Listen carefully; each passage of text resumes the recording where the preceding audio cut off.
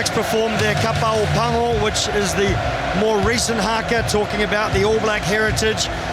Whatever decision was made, I don't know what goes into that decision, but that's what they came out with. The respect accorded by this crowd here at Stade de France was extraordinary right at the start, and they responded to show their support for the French team at certain moments in the haka, but always with respect. What a fantastic moment for both sides. And before we run through the teams, Paul Grayson, it was all really quiet in here. I mean, you could hear the helicopters going over the top.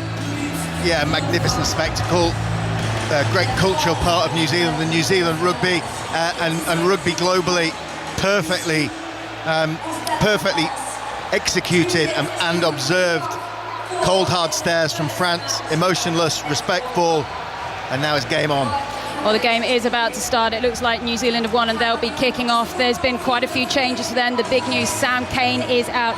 It means Tupou Vi'i, he's come in. He's starting at 7. Dalton Papali'i is actually wearing 7. Vi'i's going to wear 6. Ardy Surveyor will captain at 8.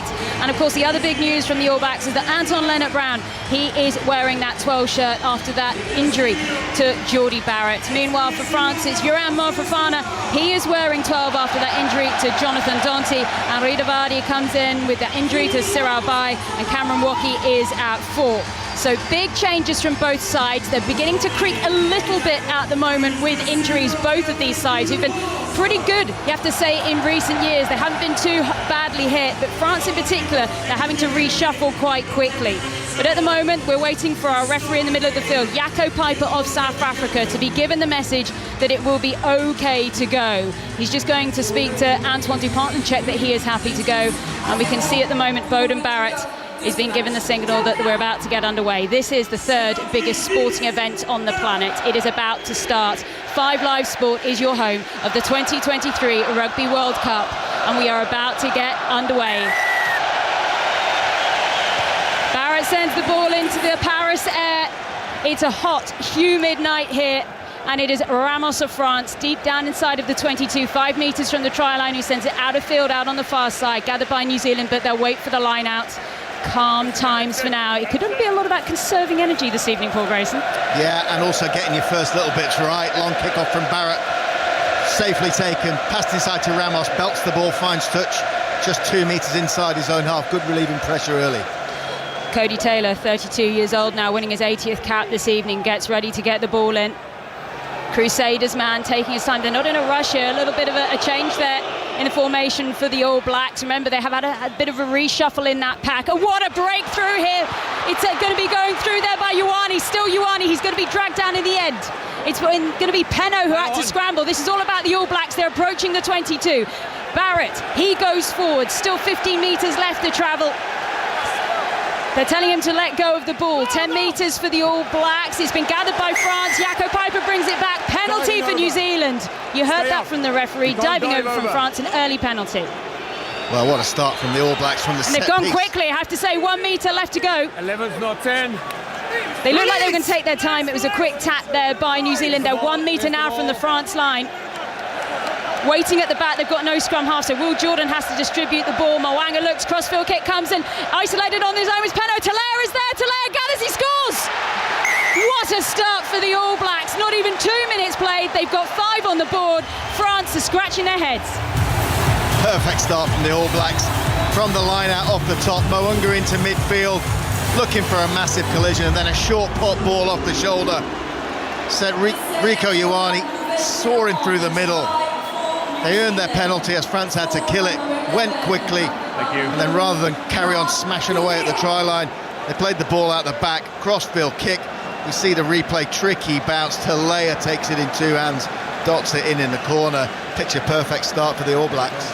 Well, there was just the slightest hint maybe of a forward pass from Leonard Brown to Rieko Ioane. I had to have a second look at it as well, but the line that Rieko Ioane ran right into a gap, and he just brought the All Blacks surging into that 22. The kick from Barrett back across to the other side was a little bit wonky, wobbled around. I was a wee bit surprised Pinot didn't have the presence of mind to have that covered. Talaire, we know he's a try scorer, we know he can make something out of nothing. He had to wait a little bit for that ball to bobble around before he got it, but good execution in the end from the All Blacks, or a good finish at the least, and certainly probably nothing that anybody here in the stadium was expecting this early. No, and it's certainly quietened down this French crowd, this expectant French crowd, as Richie Moana, he lines up this conversion. He's just gone down onto his knees, now does that little shuffle with his hands, right boot high into the Paris sky. He's not got that one, so Richie Mo'unga misses his first kick opportunity at the post, but it doesn't matter if you're a New Zealand fan, because it is New Zealand who are 5 points up. Opening try by Marc Telea, and France have to respond. Yeah, Andrew's right. It was a wobbly old ball flight from the kick from Barrett. That's probably why Penaud couldn't get himself set. The ball just dipped over the top of him. Kind bounce, really. Good finish from Telea. Jalibert with the restart. For the first time, the All Blacks have to gather the ball inside of their own 22. And Gabien Villiers is right in the mix there, doing things that only the little gnaws that Villiers can actually do. So down on the floor, it's New Zealand are working through a few phases, but it's France who win the penalty. Holding the ball on the floor there. The man holding it was Dalton Papali'i, and this is an easy penalty opportunity if France choose to take it.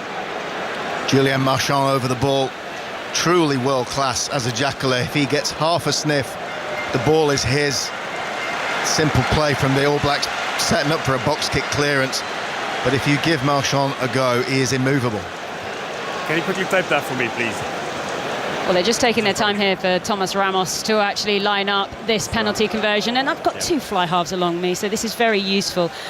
This hot, all your teams looking at you going, we've only played about 4 minutes here of the opening match of the Rugby World Cup. Take your time, mate. Is that the message? I think the more water breaks you can get, the better. I wish they'd send some up here as well, but it was just a bit unfortunate. Tupou in the background of that penalty tripped over, didn't quite get to the clean. They had numbers there, and Papali'i went quite well to go forward, but ended up getting away from his support, and the opportunity presented itself. Reasonably straightforward kick for Ramos, 15 metres out from this near side touch, just outside of the 22. Doesn't even look at it, doesn't need to look at it. France are on the board then in this 2023 Rugby World Cup. It's now France 3, New Zealand 5. Penalty 60. Just like we predicted, it's going to be boring, this one. A try and a penalty already. We're not 5 minutes in. Good response from France. Settle the crowd down, get them involved in the rugby side of things, not just the preamble. Well, of course, both of these sides come into this match on reasonably decent form. We're watching third versus fourth in the world. Not often that you say the All Blacks are fourth in the world, as the ball goes deep there from France. It goes out on the far side, and the All Blacks decide to take it quickly. High ball in the air by Barrett. Chasing underneath it is Jordan. Taken in the end, it was Ramos who took it. Great take by him. Wins the aerial battle. The crowd don't like how he landed, but referee Jaco Peyper says play on. Jalibert then with his big right boots, trying to put a lot of weight behind that as it lands back inside of the All Blacks 22. Gathered by Mo'unga, he's got Barrett in support. Runs it out of the 22, puts a high one up, chases it himself. There's a number of white shirts. We should say that France are playing in white this evening with their navy blue shorts and red socks. Of course, France travelling from right to left in this first half. New Zealand 3. France 3, New Zealand 5, 6 minutes on the clock. Little chip over the top there by Ramos. Oh, they were trying to get on the end of it there. You could see Jalibert was chasing. Not to be on that occasion. There's a real mess on the floor right now. And you could hear there our referee Jaco Peyper just telling France, don't put your hands in there. It's a New Zealand penalty. Creative from France. Nice little partnership between Ramos and Jalibert. Ramos to the right-hand side, playing first receiver, just dinking the ball into no man's land in behind the All Black ruck. Didn't bounce for Jalibert, and they got too excited and infringed. Oh, the All Blacks have just missed touch. The crowd like that. Ramos sends it back and says, have a taste of that. And it's Mo'unga who gathers in the end, out on the far left side touch. He uses his really long pass to get it towards the middle of the field. Jordan can't get anywhere with it, though. He's been dragged down to the turf in the middle of the field. Still All Black ball. Pass comes out then by De Groot as it goes wide to Telea, the try scorer. But no, it's forward. And we finally get to see a scrum. Yeah, the ball didn't come out of Beauden Barrett's hands very well there at all. He's holding his hand up to apologise to the rest of the team. Desperate to get the ball wide there as they switch back for the second phase. Will Jordan took them surging forward. It was a good run from the back. But Beauden Barrett desperate to get it out wide, and it just floated a long way forward. Very little question for the refereeing team that was a long way forward. No, he was absolutely in line with the referee. You can see the purpose in the setup for New Zealand. Barrett knew that Penaud was going to jam in, and the option was, if he couldn't get it behind Mo'unga, it was going to go over the top to Telea. Just the execution that let him down, but there was space out there. Well, finally, both sides start to pack down. This is a scrum inside of All Black territory by about 7 or 8 metres, 20 metres out from the far side touch. France 3, New Zealand 5. The opening match of the Rugby World Cup. This is a Pool A fixture, and both sides are just going to repack themselves down. A reminder that the 2 front rows for France, you've got Rida Wadi, Julian Marchand and Willy Antonio for France. And then for New Zealand, it's Ethan de Groot, Cody Taylor and Nipo Lulala. And Lulala is winning his 50th cap tonight. There's a few players winning 50s tonight. We've got Lulala. We've also got Dupont, who we mentioned a little bit earlier. And then there's another All Black as well. It's going to be Richie Mwanga who's winning 50 tonight as well. So normally you get to run out for your 50th on your own, but it's a little bit different today, isn't it? Look what they put on for him instead. It's not bad, is it? Not bad. Well, joining us here on 5 Live Sport, we've got a 2003 World Cup winner, Paul Grayson. Also 95 World Cup finalist with New Zealand, Andrew Mertens. As the ball goes in by Dupont, the French scrum holds, and it's Smith who says, I tell you what, Dupont, everyone's talking about you. Why don't I introduce you to some grass? And he gets scragged and pulled down to the floor. It's Ramos who sends it back to Talea. Talea knocks on the ball. Referee says it's gone backwards. He's saying play on. The try scorer might have got away with one here as Talea keeps running the Blues wing, and he's taken it to the middle of the field. You can tell that the crowd do not agree with that decision at all, as the ball is hacked down in the end by Jordan. Jordan's got some wonderful statistics, that man, the Crusaders wing. 23 tries in 25 tests, the kind of numbers that a lot of players would absolutely dream of. In the end, it goes off the field on the far side by France, and we return to a New Zealand line-out. It's a good scrag at the back of the midfield scrum. Smith did really well to get hold of Dupont. Dupont went to ground, released the ball, created his own ruck, won his own ruck, as he's prone to do, and they got the ball away to Ramos, who flipped it in behind Talea, who, facing the French line, dropped the ball in front of himself and still managed to make it go backwards. Any game of rugby league in the history of that sport, it would have been given as a knock-on, but in rugby union, I think the referee was probably right. The pressure got exerted by the All Black scrum too. It was noticeable. It wasn't a very clean hook from France. Neither pack really moved, but France certainly didn't get any forward momentum to give them some nice easy ball at the back, and the ball spewed out. Aaron Smith very, very quick to pounce on Antoine Dupont. And I think I might have asked this question 4 years ago at about the same period. If you can throw the ball backwards out of your hands but momentum takes it forward, doesn't it make sense that you could also be going backwards, momentum takes the ball backwards, which we just saw then, but technically you forward out of the hands, so it's still a knock-on? I don't know. Yeah, there's a lot of science in there, Andrew. A lot of physics. I don't think I even did physics at GCSE. I did one of those combined ones, so we won't go down that road now as we get the ball coming away there through France. Mafana, big hit as he runs straight into the man that is Anton Leonard-Brown, and it's France going forward inside of the All Blacks half. 10 metres inside now as they go over that line. Scrum not coming. It's a ruck on this near side. Still all white hands on the ball as they just set this one up, and we're playing advantage now to the All Blacks after France knock it on. And so far this is a scrappy game. Well, the All Blacks defences look really, really good. Scott Barrett at that point getting up really quick, making a good hit, and as France tried to keep that ball alive, it just got bobbled, and it just came back to Barrett's identification of the runner, getting up early, Grace, and made a big hit, like we always love to do. Yeah, and watching both sides go there from a stolen line out, go from defensive setup into attacking. They managed to get really wide, really quick, the French, but halted by Barrett. He is an absolute hitter in the middle of the field. Well, while we just wait for both sides to pack down, there's been a goal with Scotland. Let's go to Gavin Wallace. That has indeed. We're just about to hit half-time, but the goal came on the half hour. It was a great ball in towards John McGinn. McTominay found the Aston Villa midfielder on the edge of the box, and he blasted it well beyond the Cypriot keeper. Half-time fast approaching. Cyprus 0, Scotland 3. Thanks so much, Gavin. We're keeping our focus this evening on 5 Live Sport, on the opening match of the Rugby World Cup. We are in Paris. It is hot, it is sticky, it's pretty horrible, and we're just stood still. Imagine what those players are going through on the pitch right now. France 3, New Zealand 5. Early engagement there by France means it's a free kick to New Zealand, and France will have really wanted to make a statement when it comes to their pack. Just looking at the moment, all eyes on Rida Wadi at the moment, who seems very confused with the decision of our referee in Jaco Piper. Just an early shove on the loose head side. As Mert said, the last scrum probably edged by the All Blacks as the referee blows his whistle. I think he might be insisting on an HIA perhaps.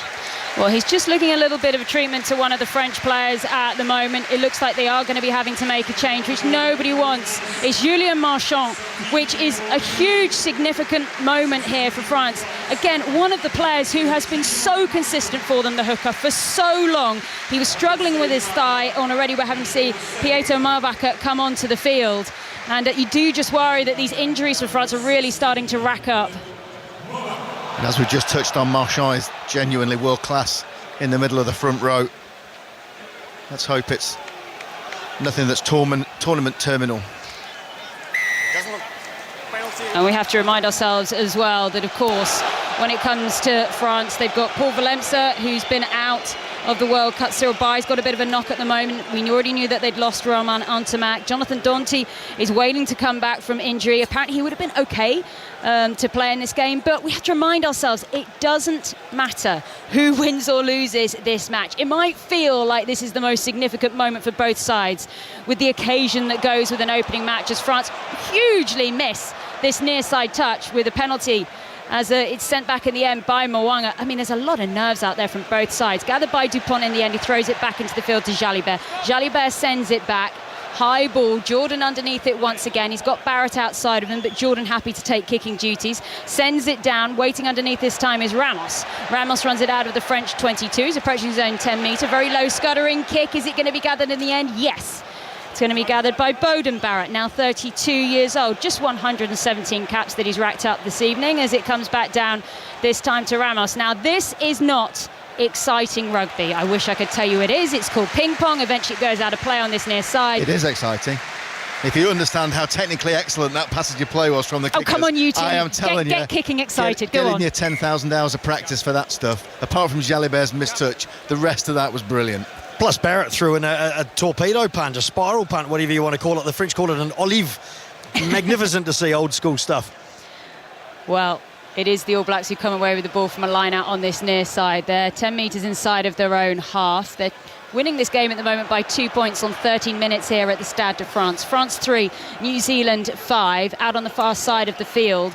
We haven't seen either side really rack up a few phases for quite a while. Smith goes in, manages to look for support with the backs. It ends up in Barrett's hands. He's got good support coming in by Ioane, who had a great break early on in this match. Comes back this time to Taylor. Cody Taylor, the hooker, down on the floor, and a big hit from France sends him back a good couple of metres as the All Blacks continue to try and break out of their own half. Big hits raining in from both sides. In the end, it's Barrett who stood in that first receiver role once again. Jordan's trying to get the pass out to Talea. He's going to be quickly hunted down by Penaud. Rushing up in his face also is Ficou, and support comes in the form of Francois Cross. 7 phases, 8 phases now by the All Blacks. Down on the floor, Smith once again, little chip over the top by Jordan. Was he blocked? Referee Jaco Piper says play on. He says no. There's no one chasing this ball at the moment except Gabien Villiers. Comes back down in the end to Beauden Barrett, who's got the ball straight out of play, but that is okay because he was inside of his own 22. But it won't be a 50-22 because it didn't quite get the extra few metres. It's a France line out. Yeah, it was a good workout for the French defence there. The All Blacks happy to move the ball, mixing their first receivers up, playing the ball in behind. Dalton Papali'i close to the line, happy to move the ball on. Traditionally a real strength of the All Blacks. Their forwards are able to play the ball inside and out, very close to the defensive line. France reasonably comfortable. At the end of it, a good kick from Barrett to squeeze France back to 30 metres from their own line. Well, France having to play themselves out of their half again. Short throw up front there by Dupont. Gets it back to Maavaca, who's breaking away down this near sideline. All of a sudden, the Stade de France breaks up as the hooker hacks the ball down the field. Was he stopped in the process? The All Blacks go back to try and stop it. Jaco Piper will blow his whistle. He'll say goal line dropout. Nothing to see here. Nice little sneak line-out play at the front. Obviously nothing on. So Maavaca threw short to Dupont, immediately gave it back to him. He's got footwork of a centre as Maavaca, and probably the pace to match. Made a break up the left-hand side. Nice little left-footed chip kick, just went a bit too long. And just like the dive from the All Blacks player, he took a little bit of a dive, referee having none of it. The Toulouse hooker there really bringing the Stade de France to life as Jalibert manages to find support coming in the form of Olivon once again. He throws his body into heavy traffic, picked up now by Dupont. Jalibert once again. It's Gabien Villiers who is a diminutive man, but he's lost the ball there. It's the All Blacks who've managed to get it back at that ruck. Ball bobbles back in the end to Bowden Barrett. France are desperate to try and get up in the faces of the All Blacks and really suffocate their attack. Talea is running around. It's almost like watching sevens as Talea bursts forward as he approaches his own 10-metre line. But the ball has gone forward. It's going to end up being a French scrum. And you have to say, France are going to exhaust themselves playing like that. Yeah, well, both teams well. The All Blacks were desperate to keep that ball alive. It was bobbling around on the ground. They were flicking it out, fraught with danger. But in the end, they did get it to Talea. He's a hard man to bring down, and he brought some semblance of stability back to the game. But still, there's been the knock-on. Good opportunity for France. They've spent some time down in the New Zealand half now. They'll be wanting to get out of here with points. It's important they get a little bit of a reward for all their hard work. All Blacks are still looking pretty good, I think. They're looking actually better when they go straight rather than throwing the behind balls. And that's what they condition themselves to try and get better at against South Africa. Learn a bit about themselves, just about that direct game. And they're putting it into place a little bit better tonight. France traditionally play a very efficient game. They actually made the fewest carries in the Six Nations, but they beat the most defenders. They've also averaged the most metres made in the process of that Six Nations as well, whilst New Zealand, they love playing a high-tempo game. And you just feel that there is an element already as the whole of the Stade de France once again starts singing La Marseillaise again, that both teams just want to get out of this game, don't they? They want to get it done. Yeah, penalty to France. As the scrummage collapses that time, it's a judge that France were on top. One of the All Blacks front rowers took a knee. That's why the penalty has been given. All Blacks not afraid of playing. It hasn't got the feel of a knockout game. They're clearly playing with freedom. The risk profile of how you're going to play in this versus a quarter-final, semi-final, final is completely different. They've clearly picked some spaces that they want to attack. And Andrew just touched on it, and they're working through those phases, finding some space. France's cover defence is holding up so far. Well, as it stands, we're 18 minutes into the opening match of this Rugby World Cup. It is France 3, New Zealand 5, but France have just won a penalty at the scrum. Winnie Antonio seemed to take everything out of him. He sat down on the floor for quite a while afterwards. He seems absolutely fine, and all the water has just come on for both sides to have that all-important water break in the sweltering conditions that we're playing here. And Thomas Ramos will now step up to try and put France in the lead for the first time. Ramos now. Only 28 caps to his name now, Thomas Ramos, the Toulouse fullback. Certainly a cool character and has taken his kicks well at fullback when the high balls come down, but the shot clock comes onto the screens as he takes his run up. High ball into the air. Ramos gets his kick, and for the first time, France lead in the opening match of the World Cup. It's France 6, New Zealand 5. Sometimes you don't need to see a kick to know it's gone over, you need to hear it. Went off with a mighty thud, that one from 38 metres out. He is super reliable, Thomas Ramos, and an integral part of everything that this French team do in attack, as well as a fantastic points accumulator. Well, let us not forget that in the build-up to this match, there was the news that came about an hour before we got underway that the All Blacks are without Sam Cane, their captain. It's Ardie Savea who's skippering the side for them at the moment. There's been a little bit of chopping and changing in their back three of the scrum. Tupu Vi'i's come in. He's wearing 6 this evening. Dalton Papali'i's wearing 7. A lot of people thought he was going to be wearing 6. He's actually only started there once before, so the fact he's got 7 on his back might be a little bit of a relief for some. As the high ball comes up from the All Blacks, waiting underneath it is that man, Ramos, once again. Quickly wrapped up and pushed down to the floor by Jordan, who seems to be everywhere at the moment for the All Blacks. Box kick from Dupont, really long box kick as well, pushes Mo'unga back inside of his own 22. New Zealand with the ball inside of their own half. High one put up this time by the Crusaders, Mo'unga. Flying back down, Ramos on the fly, takes it again. He is looking absolutely spectacular under the high ball this evening. Popped off ball to Aldrit, Gregory Aldrit of La Rochelle, of course, currently a Champions Cup winner. Big run going forward this time. It's the big red scrum cap of Thibault Flamand as they come out towards this near side. Mofana just fell into a tackle there. He might have just actually slightly knocked himself there, but he seemed to slightly slip, so I don't think too much will be made of that as Cameron Waukee goes forward, the human bouncy ball that he is, and then it's been hacked on. Talea gathers for New Zealand, sends it back down to Ramos, who knocks on the balls he tries to gather. I should never have said he was having a great night catching them, and it's going to be a beautiful scrum for the All Blacks just outside of the French 22. Well, it wasn't a pretty kick from Mark Talia straight down to Ramos, so it was wobbling around a bit. That was, he's pretty safe at the back normally, so it's just one of those little moments that obviously you regret. Partly might have been played into by the ball being greasy. It's probably picking up sweat from the players now. A ball getting wet is different from a ball getting sweaty because it clings to it. It's really oily. You actually need soap and water to clean it off while they're having a drink. So that could have played into it as well with Ramos. The breakdown is so technically excellent at the moment from both teams. As soon as you make half a mistake, Cameron Vokey carried the ball in. It was a dominant carry. He got on the front foot, and rather than tucking the ball and presenting it, he just thought for a second, I've got half a chance here of an offload. Snuffed out immediately from the All Blacks. That caused the turnover, then the kick, then the drop, now the attacking scrum on the cross at the 22 and the 15 in the French half. 22 minutes played on 5 Live Sport of the opening match of the Rugby World Cup. France 6, New Zealand 5. Remember, if you want to hear all the latest of everything that's happened today, and of course the build-up to tomorrow, where we'll have England taking on Argentina at 8 o'clock, that one in Pool D, do download the Rugby Union Daily podcast. It'll be in your inboxes tomorrow morning first thing. But it is the All Blacks on the charge inside of the French 22. Umanga, he should have passed the ball out to Jordan, who was in a little bit of clear space. France have time to regather. This is a nice set play though, coming forward by the All Blacks. They're stringing a few nice phases together. 5 metres out now from the French line. They've scored one try, hunting down another. This time going forward, it's Scott Barrett. No doubt delighted to be here after what was a red card in the last match, but it was rescinded. It comes back now, waiting now to see what's going to happen. They've got options on either side. They're not in a rush at the moment, New Zealand. Camped out on the French line at the Stade de France in this opening match in Pool A. Still All Blacks ball. Aaron Smith is there. He wants a forward to take it on. No interest in taking it himself. That time it was De Groot who was happy to take it on. Still, the men in black have the ball. France think they can get their mitts on it. Not on this occasion. Smith is there to take care of duties now. A little snipe round the corner once again. Waiting is Surveyor. Can he just get close enough to that line? Not to be. Surveyor back to his feet already. Waiting is Barrett. He can see the opportunity. Can he go? Can he take it? He's going to push back Moravaka.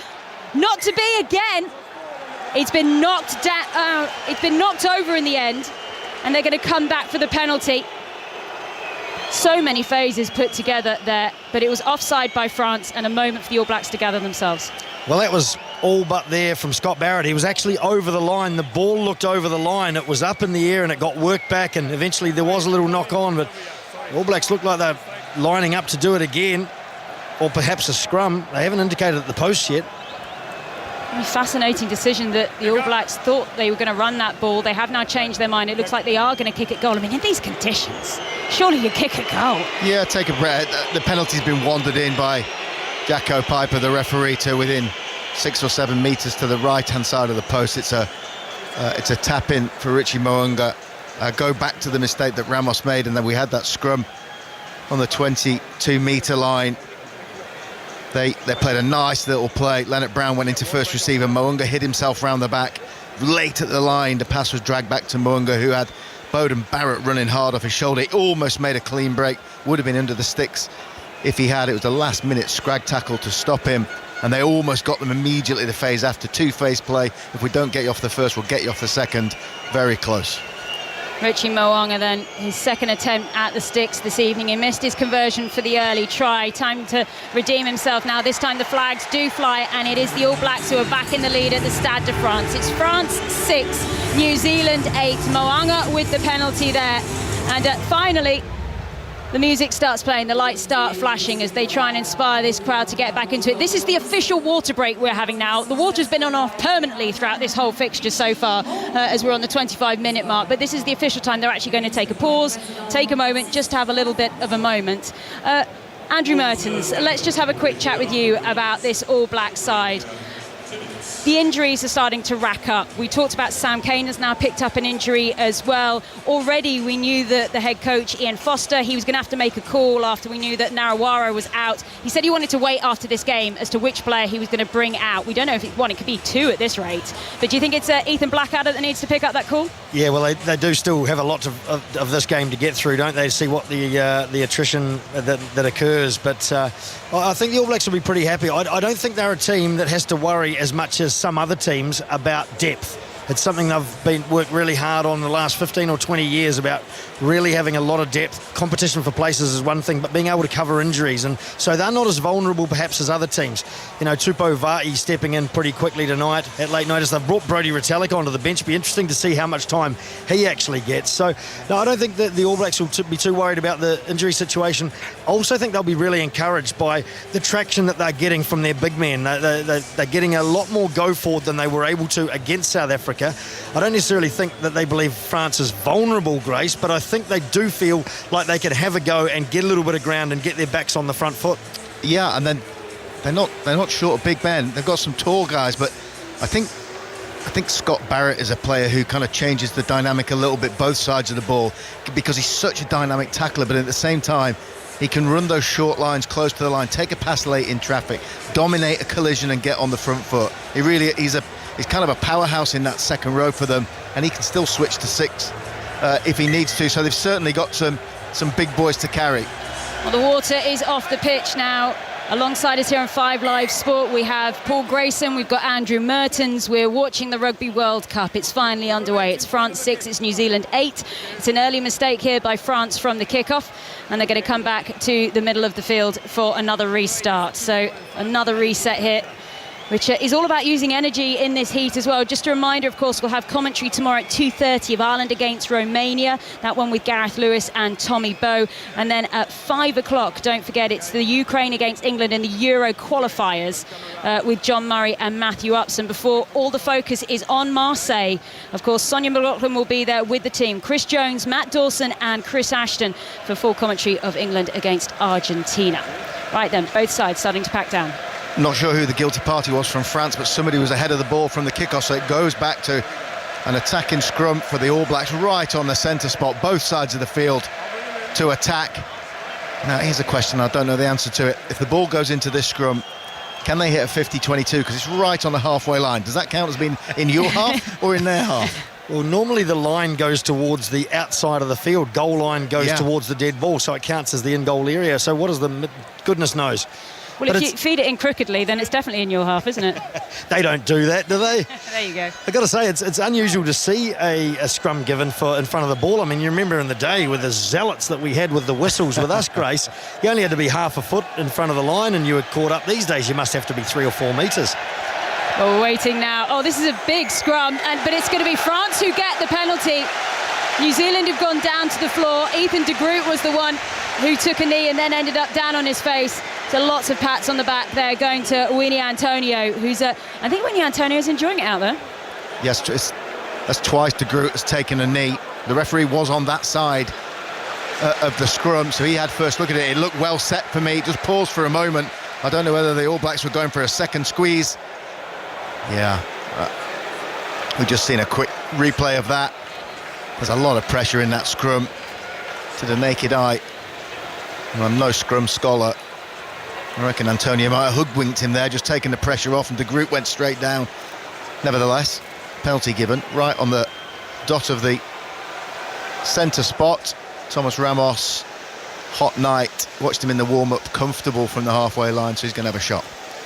Well, the ball will travel through the hot sky if he can get the right connection. It's a long kick on the halfway line. Ramos taking his time, but needs to give it a bit of welly. It's got height on it, it's got distance on it. Oh, it's got a bit of direction as well. France back in the lead here at the Stade de France. It's France 9, New Zealand 8. Great strike again from Ramos, comfortably over the crossbar. 6 or 7 metres to spare. Beware both teams, you give penalties away, they can nail them. We spoke with her about Winnie Antonio. He's won a couple of penalties now. He is the scrum captain for France. New Zealand born actually of Samoan descent, but has plied his trade in France. Made his debut back in 2014. And a lot of these French players have been together a while now, particularly in the last 4 years. The side that Fabien Galtier has really galvanised together. They probably don't like to talk too much about what happened at the last World Cup in 2019, where they ended up going out in the quarterfinals, of course. Very memorable match with Wales, with anyone who can remember. pre-COVID times, of course, as it comes back down in the end. There's a big tackle there coming in by Ramos, who had his arm there on Barrett. Referee happy that there wasn't anything sinister in that. Gabin Villiers goes back together from France. He's inside the 22. Oh, lovely bit of footwork by Villiers to get the crowd going. And big comeback there over the top of the ruck by the All Blacks. That is fantastic rucking. And they're in the middle of the field. It's a Barrett brother. This time it's in the form of Scott Barrett, powering forward outside of the French 22. And the All Blacks just starting to put on a little bit of a show. Richie Mo'unga, nice footwork, straightens up. Talaire is outside. He's got one try. 10 metres left to go if he wants to get another. Still All Black ball. It's all been about the All Blacks the last few minutes. So far, France, they are taking their goals well, but can they look like they're scoring a try? We've got penalty advantage now to France, as it's going to be hacked on by Penaud, who's had a really quiet game, but they are chasing this ball at the moment, France. It goes out of play on the far side. It was taken in the end by Barrett, who's just trying to calm things down, but it's going to be a French line out just outside of the New Zealand 22. Well, I think it was Dalton Papaili, the back rower, decided to toe the ball ahead for New Zealand, put pressure on Villiers, who thought he'd made a good option by trying to run out of defence. All Black excellent at the breakdown again, spotted the opportunity, forced the turnover. But there was a big hit on the far side of the field that dislodged the ball. And then France went into killer mode. They kicked ahead. First person there, no surprise, Antoine Dupont, French ball. Big moment. Mo Vaca with the ball. This is one of the best set-piece positions that France have actually had in a while. And all of a sudden, Francois Cross, who was hanging out in the back line, has been asked to come in by his fellow forwards and come back and do a bit of a job. I can see that Gregory Aldridge has also lost his scrum cap as he now approaches and joins the line out as well. So whatever France have decided to do, they've changed their minds. As Mo Vaca gets ready to go again. It's France who lead by 1 point here on the 30-minute mark. High into the air, taken short at the front by that man who just flies, literally flies at times, does Cameron Walkie. Almost feels like he's floating in the air. Forward comes Mo Vaca, still with the ball tucked up the jumper, and they're over the 22, supporting there by Cross as well. It seems to have slowed down, waiting for the signal there by Jaco Peyper. In the end, it's Dupont who releases the ball, still outside of the All Blacks 22. French ball, it's slow ball, really slow. This time Cross goes forward, not quite getting over that magic line for the time being. Dupont switches the direction back towards the far side. Mofana is there. Fiku, big step for him as he does go over into the 22 finally. About 5 phases, and they've made about 5 metres. A big effort as New Zealand go in and try and jackal that ball away. It's a real contest on the floor, but it will be a French penalty. Now, I have to say, Aaron Smith was angry with that. I can see why he was angry, because it looked like the referee was saying that's a fair contest, and then he gave France a penalty. Yeah, Aaron Smith had the same face that Andrew Mertens is making just at the moment. Slightly confused, maybe a little bit aggrieved. It's a long way from here for the naked eye. We'll wait for a replay. But we had a maul, Andrew, an actual real maul, not just all this running stuff. Yeah, well, I think Jaco Peyper has allowed the first steal, and then the All Black, whoever stole it, got driven back kind of into the ruck. And he's saying that at that point there were hands on the ball. So anyone's guess. There have been a couple of decisions that maybe have been a little bit puzzling as the French crowd starts giving some voice. Well, I have to say, the French fans, they're on their feet and they are bouncing, literally jumping up and down at the moment, spurring this French team on, as once again Thomas Ramos will step up for penalty on the far side. We're keeping a very close eye on the shot clock. Are you worried about respecting the kicker or the shot clock, Paul Grayson? Forget respecting the kicker. That to my mind, doesn't really need to exist. It's quite entertaining. but as we count down, there's only 12 seconds left. Ramos gets them away pretty quickly, but he's in the red numbers. 7, 6, 5, 4, 3, 2. It's iron. It's off, it's going, and he's missed it. So maybe it shouldn't take quite so long next time. It's still a 1 point game. France 9, New Zealand 8. 33 minutes on the clock here on 5 Live. It'll be a restart for New Zealand as the ball ends up in the hands at the moment of Cody Taylor. I don't think he's going to quite kick that one away. He's just going to tease the French players in front of him. Eventually it goes back to Richie Mo'unga to get us back underway here. Of course, remember, France, they have been finalists 3 times at the Rugby World Cup. Meanwhile, New Zealand, it's a slightly more impressive record as 3 times winners. The ball comes back for France. Jalibert, who's got a very strange, long, deep kicking style as he forces Mo'unga to turn. almost all the way back to his own try line. Mo'unga then uses his right boot towards this near side touch. That's going to go out of play. I'm not entirely sure that's what Mo'unga wanted to do, as he gives France a line out between the 10 and the halfway line inside of the All Blacks half. Yeah, nice kick from Jalibert. Kept it low, needs to hit the grass. There'll be a bit of dew on it. The ball skipped forward. It meant it bought an extra 1 or 2 seconds. And then Gregory Aldry, chasing like a number 8, threw himself in the air, slightly put off Mo'unga. Well, there was a big Cameron Wacky hand that nearly managed to get to that ball there, but it is New Zealand who have it now, and it's Villiers who gathers back inside of the French 22. He's going to run it forward. He's just got such explosion to him, Villiers. He looks so small. He's a little bit of a Cheslin Colby type character if you follow South African rugby. An absolute tyro as the ball goes down on the ground for France. They're stuck in a bit of porridge inside of their own half for the time being, between the 10 and the 22, as Dupont wants a little bit of support. Socks around his ankles. Hasn't really had a huge impact on this game yet, Dupont. Huge pressure on that captain's shoulders as it comes back now for the All Blacks. It's Barrett on the halfway line. Beauden Barrett, the Blues player, comes back. This time it's his brother Scott who goes for a little bit of a run, makes a nice few metres in the process. Still more All Blacks forwards arrive offering support. Lulala there as well, down on the ground. Little bit of a nasty fall as he went down.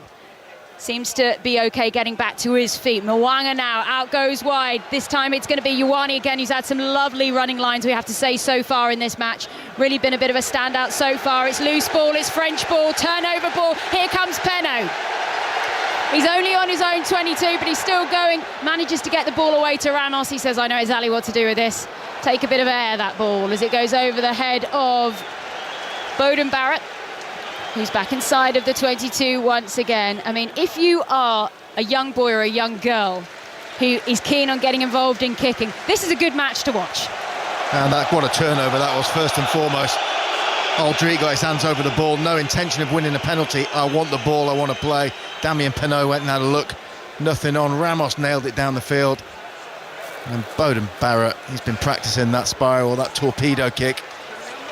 Melted it from inside his own 22 to 2 or 3 metres short of the French 22 on the right-hand touchline. Superb kick from Barrett. Well, there's more concern here for Gregory Aldry for the second time, who's received a little bit of treatment now. This will be concerning for France. Julien Marchand has already had to go off the field of play with an injury for France. And as we just get some close-ups on the big screens of the players, they are blowing, and I don't blame them at all. Battle of the fittest. Well, we're just talking and we're sweating. I think that sums it up quite well. I've taken 3 showers today, mainly just to cool down. Seems to have helped. There isn't one available here at the Stade de France, so we will continue. Here comes France once again. So camped at the moment just outside of their own 22. And in the end, Dupont comes away with the ball, sends it high into the sky, and Richie Mo'unga has to dance his way back inside of the 22 once again. Feeds his teammate in the form of Barrett once again. 42 tries to his name once again as it goes down the field. You feel that Barrett is desperately trying to look for a 50-22 at some point, as it's sent back in the end by Ramos in almost casual fashion, but so good at the same time. Mo'unga now inside of his 22. And the players in the middle of the field are just watching the ball go from side to side and just waiting for it to settle. They're like, oh, please don't make us run. We'll just watch. The shuttles are getting shorter and shorter, aren't they? Either side of the halfway line, conserving energy. And actually playing the conditions a little bit. There's no point running for the sake of it. New Zealand just edging that battle at the moment. They end up with France pinned in their own territory. Well, been some pretty impressive World Cup games between these two sides in the past. This one pretty close at the moment, but so far not quite a classic, we have to say. Still plenty of time, though, with France 9, New Zealand 8, 37 minutes on the clock. Of course, the last time there was a World Cup in France, there was the famous quarter-final victory for France at the Principality Stadium. Everyone thought New Zealand were nailed on to go through and sail through to the semi-finals. It was France who returned, as New Zealand once again had the ball inside of their own half. Taken forward by Taleo once again, who's making good meters each time he touches the ball. Smith looks up to feed his captain this evening, Surveyor, with no Sam Cane, out injured. Mo'unga, high pass out for him, tracking along nicely. Coming away this time was Papali'i. He's made good ground out on that left wing. Good support arrives, and the All Blacks almost out of nowhere have made fantastic meters. They're deep now going inside of the French half of the field. They're over inside of the 22. Big handoffs coming in this time by Whitelock, making his presence felt on the biggest of stages. Still All Blacks ball as they start winding through these phases as we close into the last minute and a half of this first half here at the Stade de France. That time it's taken by Barrett. A big run comes in by Jordan. He's quickly stopped there by Ficou. Ficou down on the floor, almost hurt himself in the process of bringing it down. Vardy involved in that last passage as well. This time it's Taylor. Cody Taylor trying to power forward. 5 metres now for the All Blacks to travel to try and get over that line. Still All Black ball. Aaron Smith happy to direct traffic. They decide to push back to the other side. The mistake comes from Taylor. He couldn't connect with Papali'i, and it's going to be a line out for France. All that effort, all those phases, France get the ball. Well, you can see that France's exit strategy sometimes is to give it to Dupont. He bangs a box kick long, non-contestable kick. The All Blacks have got a plan from that kick. Caught by Richie Mo'unga, fed to Beauden Barrett. Barrett took it into contact. It was the 3 All Blacks had dropped directly down the 15-metre line because they knew they were going to clear. They won that ruck. The All Blacks had got organised to the left-hand side, and that's when Mo'unga made the break.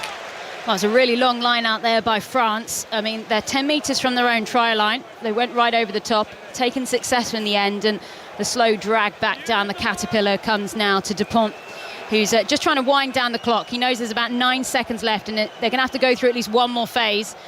There's Movaca who's come on the place, and Marchand takes it forward. The clock not quite in the red yet. They just want to get it off the field. I don't think the All Blacks mind too much either. Ramos sends it out. That is the half in a hot and sticky Paris night. It is a 1-point game for the time being. It is France 9, New Zealand 8. Well, we had the pyrotechnics on the roof of the Stade de France earlier to signal the start to the Rugby World Cup of 2023. We haven't quite had the same on the pitch itself, and the tone was rather set by a mediocre rendition of the Marseillaise early on in the proceedings. Paul, what do you make of that half of rugby? Has it been sort of weighed down a bit by the expectation that we've all had ahead of this game? Look, there's obviously a bit of the occasion in it. The conditions, clearly the ball is slightly greasy because everyone's covered in sweat. The ball gets covered in sweat, so everyone's taken just a fraction of a second longer to get organised before they make their passes. Both teams have tried to feel each other out with ball in hand.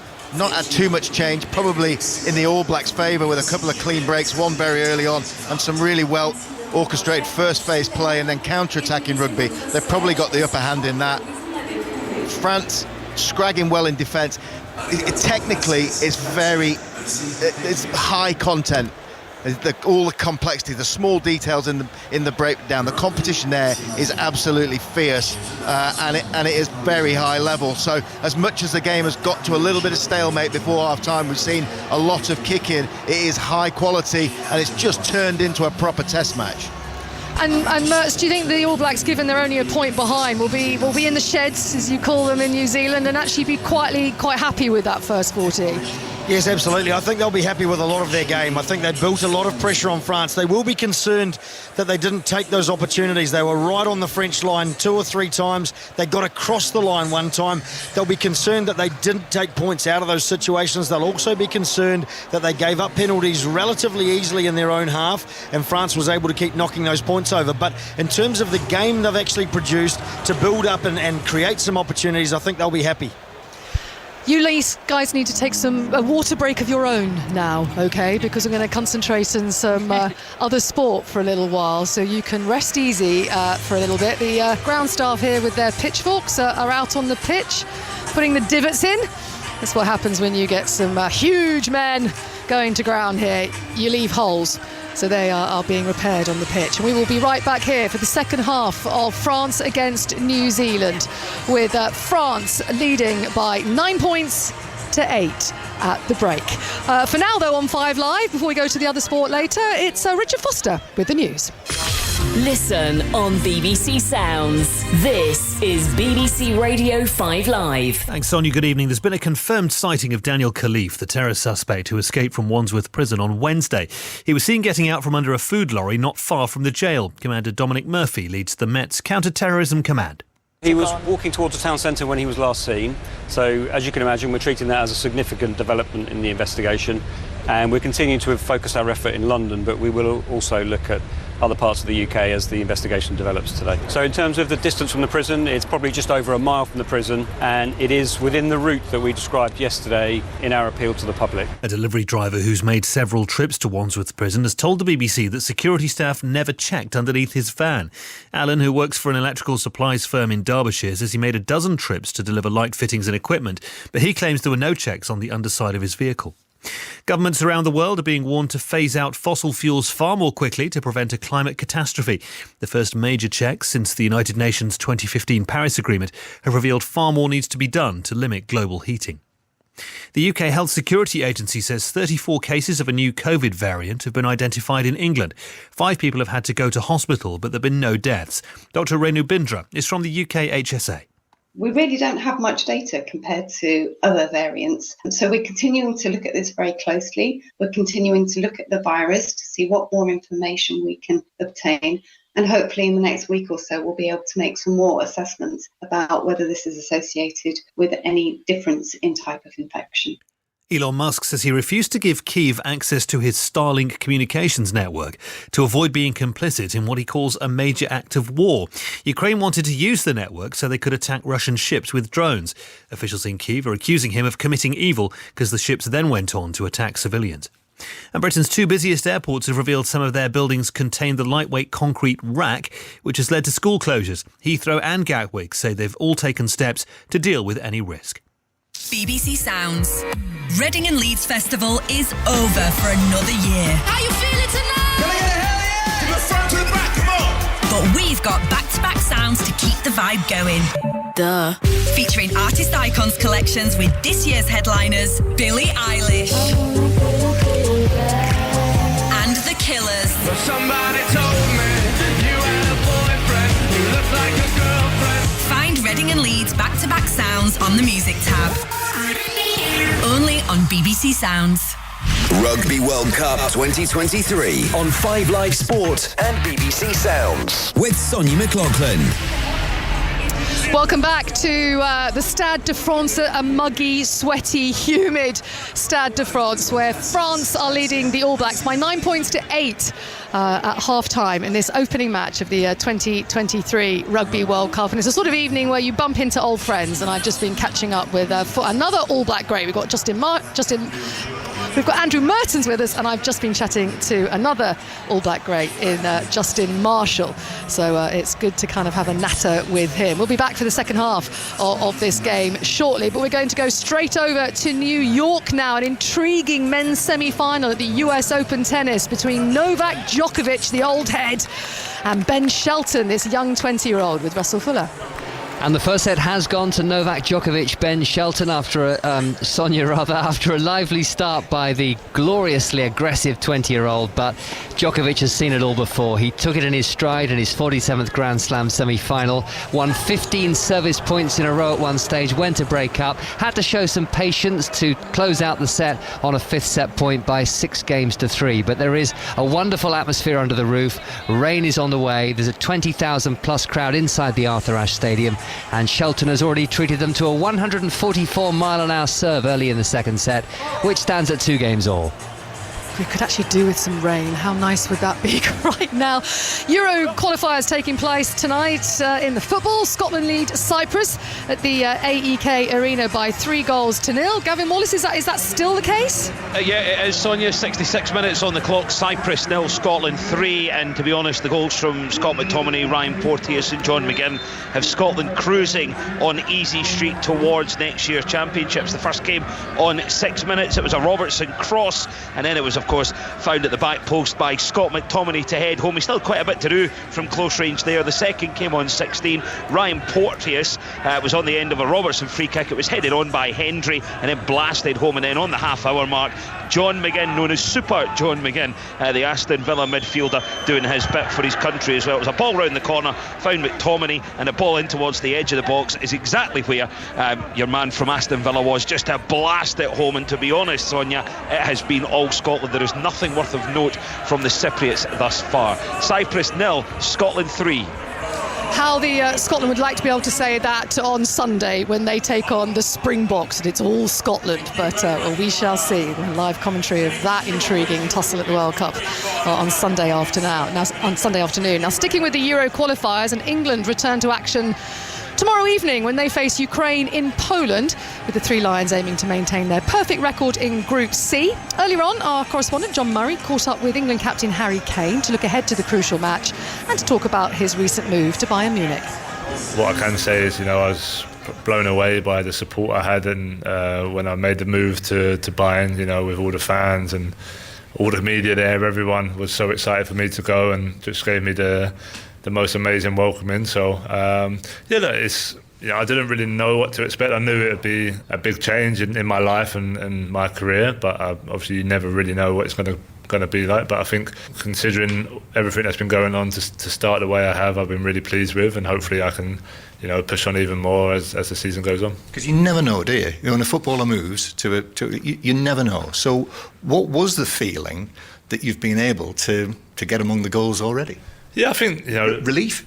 Yeah, I think it's obviously, especially as a striker, and when you've been brought in to score goals, as quick as possible when you can score, obviously helps. Just ease maybe the nerves and the pressure a little bit, gives you confidence in the rest of the games. But look, I knew I was going to a team with fantastic players, a really good coach, and I knew I was going to have chances in this team, and I will get chances throughout the season. So I've always backed myself to take them when they come, and thankfully I've been able to take a few since I've been there. And it is an amazing club, isn't it, Bayern Munich? Have you got a sense of that, the mentality that there is there? Do you feel that can actually make you a better player, just that simple mentality that they have there? I think so. I think that was one of the big reasons I wanted to go to Bayern Munich. They're one of the biggest clubs in the world without question, and they're expected to win every competition they're in, and if they don't, they see the season as probably a little bit of a failure. So I felt that straight away. I felt that in the league campaign so far.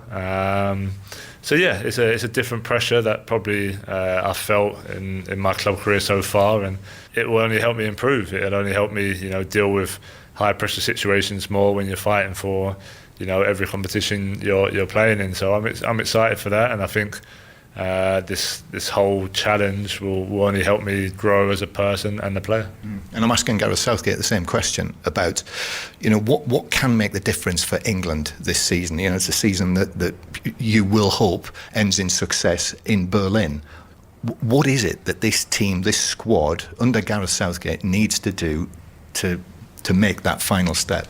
Yeah, that's obviously the golden question, and we hope that we have the answer to it. I think we've been extremely close, and we've had some great tournaments in recent years, and it's just about, for me, just to keep knocking on the door, we're close. We know we're close. I think we're building in confidence every tournament we play, and every camp that we're together. We know the threats that we have, and we know we've earned the respect of every team around the world. So it just comes down to doing it on the big stage and on the big occasion, and we just haven't quite got over the line. We've had some really good games in those situations, but ultimately it comes down to winning, and we haven't done that yet. So that challenge is still there for all of us. I think that motivation is definitely all there for every single player and the coach and the staff. So it's just about, firstly, qualifying, and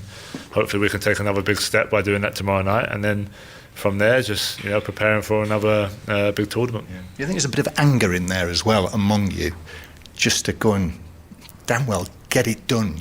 I think so. I don't know if anger is probably the right word, but I think for sure, we're all hungry to be successful in an England shirt. We've had, like I said, some close calls, and I think whenever you have defeats like we've had, it leaves a feeling inside you and a fire inside you to put it right next time. And yeah, we've all got that, as we've all experienced, those close calls. But yeah, we have to use that in a positive way, and hopefully we can do that next summer. And you can hear more from Harry Kane and Gareth Southgate on the latest Football Daily podcast. That's going to be available a little later on this evening. And a reminder, live commentary of Ukraine against England on 5 Live from 5 o'clock tomorrow evening. Now in cricket, England were beaten by 8 wickets as New Zealand comfortably won the opening one-dayer in Cardiff. Unbeaten centuries from Devon Conway and Daryl Mitchell saw the Black Caps home with 4.2 overs to spare. So a disappointing start to the series for Jos Buttler's England. Here's what he had to say after the match. He was speaking to Ebony Rainford-Brent. Jos, assessments on the first ODI today?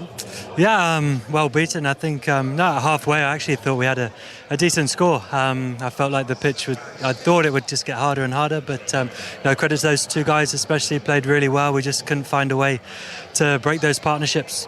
One of the things you were keen to do is just learn about some of your side and some of your game plans. Did you take anything away today? Yeah, I think I thought Liam Livingstone's innings was a huge positive. We were going along okay, and that way he came in and played with such impetus and really took the game on. I thought got us up to what I said was a really good score. So, I thought that was a huge positive, and we just need to find ways to break those partnerships, which is tough sometimes in ODI cricket. And Southampton's around the corner, so a quick opportunity to really try and turn some of these things around. Yeah, absolutely. So, quick trip down there and we play again, so look forward to the next one. And wherever the Black Caps are watching, their team, the All Blacks, are just back out on the pitch here as France emerge to my left here. Sarah Orchard's been busy fanning Andrew Mertens with a match day programme to try and keep him nice and cool. Just explain something to me, will you, Mertz? Why are France... Basically, this is their home stadium, right? But why are they in white and effectively the away team? Well, it's basically just done on the toss of a coin.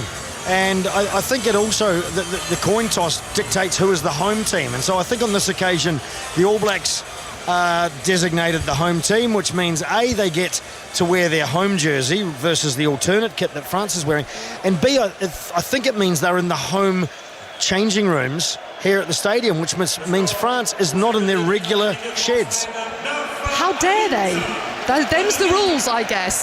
You two, Mertens and Paul Grayson, were busy fully admiring of all the kicking we saw in that first half. Let's hope we say maybe from the crowd perspective we see a little bit more dash and dazzle. Sarah. We shall see, Sonia. Right, we're about to get underway. Second half then of France-New Zealand in this opening Rugby World Cup clash. Don't forget 5 Live Sport. We are the home of the Rugby World Cup in 2023. And it's France who've managed to regather their own ball from the restart. They're travelling from left to right in this second half as they approach the All Blacks 22-metre line. A reminder, we finished the half with France 9, New Zealand 8. As we're now 20 seconds into this second half. Breakaway down the far side in the end by France. Taken that time by Wardy. Dupont, not as quick distribution as we normally expect from him when he really wants to go. He was happy to look up. Maybe he was thinking about sniping, decided against it. Ball comes out then from Jalibert. It goes across the face in the end of Ficou. It's going to have to be Penaud who's going to tidy up. He brushes off the first All Black that tries to scrag him. He's going to go straight into heavy tracking. He's going from coast to coast for the time being, Penaud. There's no gap there at the moment. In the end, he pushes it out towards the far side. It's still French ball taken forward this time by Olivon. France have come out in this second half like a train. They're going through the phases. Some beautiful hands here by France. They need quick ball once again. Ramos is there, straight into the traffic and the black shirts. French ball, 7 phases, 5 metres for France to go to get their first try in this tournament. Only penalties so far. They come back for a penalty. It's an All Black penalty in from the side from France, and a chance for the All Blacks to relieve the pressure. Good start from France to this second half. Sonia McLaughlin gets what she wants. France on the front foot, playing the ball coast to coast. Brilliant handling on the far side from Pietro Movaca to create the overlap. But again, you make a mistake in the breakdown, the All Blacks will be all over it. You have to infringe to try and win the ball, which is what happened. Pressure relieved. Well, Dalton Papali'i took a bit of a knock then. Any concerns you there for Andrew Mertens? Oh, always when they're down like that, they were defending desperately on their line. It was a rare foray into the All Blacks 22. The French team only spent a third the time that the All Blacks did in the opposition 22 in the first half. Well, finally the All Blacks get their first attack of this second half. Oh, what a great chip through. It's Jordan who's on the end of it. He had support outside of him, couldn't get the pass away in the end to Anton Leonard-Brown. It's still All Blacks ball. France almost left it them there as a gift as it comes out towards Martelea. Here's Martelea. He scored in the first half. He will in the second. What a brilliant response from the All Blacks. They're back in front again. They've got 2 on the board, and it's that man again, Martelea, at his first World Cup, who's making waves. It's France 9, New Zealand 13. Now, we only got one look at that set piece from the All Blacks after they kicked to the touchline. It came off the top. I'm pretty sure it's Tupu Vai, who was at first receiver, who's put a left-footed chip kick over the top for Will Jordan to claim. They win the ball. Double pump from Mo'unga, slings it over the top. Penno's waving for a forward pass while Talea's scoring in the corner. Referee, nothing from upstairs, not interested. But what a piece of skill from the back rower. Well, there's a lot of whistling from upstairs. 60-odd thousand French fans. I think we maybe get a few thousand New Zealanders in here, but they're all trying to help as well. They all thought it was forward. Rieko Ioane ripped that pass out. He, like you said, he double pumped Grace. He had numbers, but then he saw the huge amounts of space, swathes of ground out there with Talea. And I think it did come backwards out of the hands, but it certainly, with the momentum, did look bad. And the French are really letting Jaco Peyper know it. Richie Mo'unga is taking his time. He was ready to go about 20 seconds ago, but he's seen the shot clock and thought, I don't need to waste too much time and energy here because, let's face it, my mates would like a break. As he finally does then take the conversion. That's the second one he's missed this evening, so he's 1 from 3 with the boot now. And a couple of these kicks are going to cost as this tournament goes deep if they don't start getting them over the posts. And they are looking at it now to see if it's a forward pass. You can still hear the roar of discontent from this crowd. Nobody in a yellow jersey is looking at it. If you're wearing red, white and blue, you're pretty unhappy. OK, so forward pass, say the crowd. Play on, say the officials. France 9, New Zealand 13. 2 missed kicks at goal now by Richie Mo'unga, but it's still the All Blacks who are in front on 44 minutes, and they're inside of their own half, camped out on their own 22, trying to relieve some pressure through Aaron Smith. His third World Cup now, 25 tries to his name. He was very calm in his press conference this week, very happy to talk up his opposite number in Antoine Dupont, who so far has had a pretty quiet game. Haven't seen too much of the star man just yet. His face plastered all over Paris, but for time, he's been quiet as it's been knocked through. Now, there was a little bit of afters there on Jalibert after he kicked the ball through. Again, referee Jaco Peyper is not looking at it as the ball is hacked back down to the All Blacks. It's gathered in the end by Jordan. He runs it out of the 22. He's going to send it down that far side. Underneath it this time is Jalibert. And he sends it back with kind. We have seen a lot of kicking in this game as that does go out of play on the far side. It's going to be an All Black line out. But there, you can hear from the crowd, they are not happy. They do not like how this is going and how this is being refereed. Yeah, they've got somewhat of a monk on at the moment because it's not going their way. And as much as there's been loads of kicking, a forward just created a try with an absolutely deft left-footed chip kick, so it's not all bad. Waiting for the ball to come in this time by Cody Taylor on the All Blacks 22, far side of the field, 45 minutes on the clock. All Blacks leading by 4 points in this Pool A opener. Reminder that elsewhere in the pool, as the ball gets knocked on there by the All Blacks, it's loose down on the floor. Is the referee going to blow his whistle? No, play on comes France. I'll tell you else in Pool A in a second because we've got a breakaway. This time flying through, it's Flamel. Still Flamel, high into the air, loose ball, gathered by Dupont. He can't get the pass away because it's going to be a penalty. Is it going to be a card as well? Just knock on, says referee Jaco Peyper. Could it be more? Was there a definite attempt to get the ball? I think he's just going to give a scrum, but there was a penalty surely before that as well. If we can listen in to the referee and what he's saying to both sides. No, he's just going to give a scrum. I mean, Andrew Mertens, you're in shock. That could have been more. Yes, it was a reasonably unforced error. A great run from France after the All Blacks just coughed it up, but then the ball just bobbled around. Mark Talea was definitely trying to intercept that ball. He was off and running. He got his body in behind it as well. So, very small chance that was going to be a penalty. But the way the French crowd is reacting at the moment, everything that seems to be going against their team is getting a lot of noise, a lot of attention. Well, it's going to be a scrum. It's still a French scrum, and it's still 10 metres out from the New Zealand line. New Zealand so far have defended that line with aplomb so far in this opening match. So this is Pool A. We've got France and New Zealand in front of us at the moment. Still Italy, Uruguay and Namibia in this pool. Next up for France, they're going to be playing on Thursday night as they'll be taking on Uruguay. New Zealand will be taking on Namibia in Toulouse as the scrum goes down to the floor. Referee's going to reset this one. Happy that both sides just went down. Ethan de Groot spins away from the scrum, eyeballing the touch judge, the referee's assistant, to say, well, you penalised me twice. What do you think of that one? Might fancy himself to have half a chance here. The loose head against Winnie Antonio. Well, Winnie Antonio in the first half got a couple of penalties for some scrum work. Going up against Ethan de Groot, the All Black loose head, playing in his first World Cup. Winnie Antonio, he was there in 2019 as well. We're just seeing down on the field that you can see some instructions are being fed at the moment to Romantor Fafanua before he comes onto the field. Right then, we are about to pack down once again. Referee Jaco Piper being supported this evening by Carl Dixon and Christoph Ridley of England. Tom Foley is the television match official. Free kick now to France off the back of that scrum. Early engagement there by the All Blacks. And a discussion going on by France now what to do. It's often a giveaway where the advantage lies in the scrum. On the All Black ball, the scrum is very stable and the ball gets fed in. On the French scrum, there's all sorts of stuff going on, which hints that the All Blacks feel that maybe they are under a little bit of pressure. They're trying to pull a fast one, buy a free kick and get the ball out of there. The other telling thing was there was a little bit of hesitation from the French. You'd think normally in the 22 with a free kick, if your scrum's dominant, you're going to say straight away scrum. They did hesitate a little bit, and eventually there's no other option really you can go with, is there? Now they've taken off Cameron Woki, the French, and they've brought on Romain Tafafanua. He is a bigger man. He is a heavier man. He's going to put a bit more ballast in that second row there for France. He could make an impact. Looks very fit, Tafafanua, to be fair. He's a giant, another giant. Slips into the second row. They lose no power and get a bit more heft.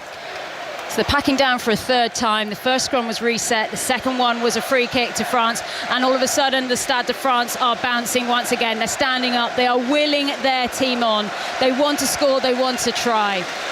A try, of course, would put France in the lead again. They have led in this fixture, but it's the All Blacks who fought their way back into it. Ball is in. It comes out the back really quickly. Dupont caught once again by Smith. He manages to get the pass away somehow to Penno. There's black shirts all over the top of it.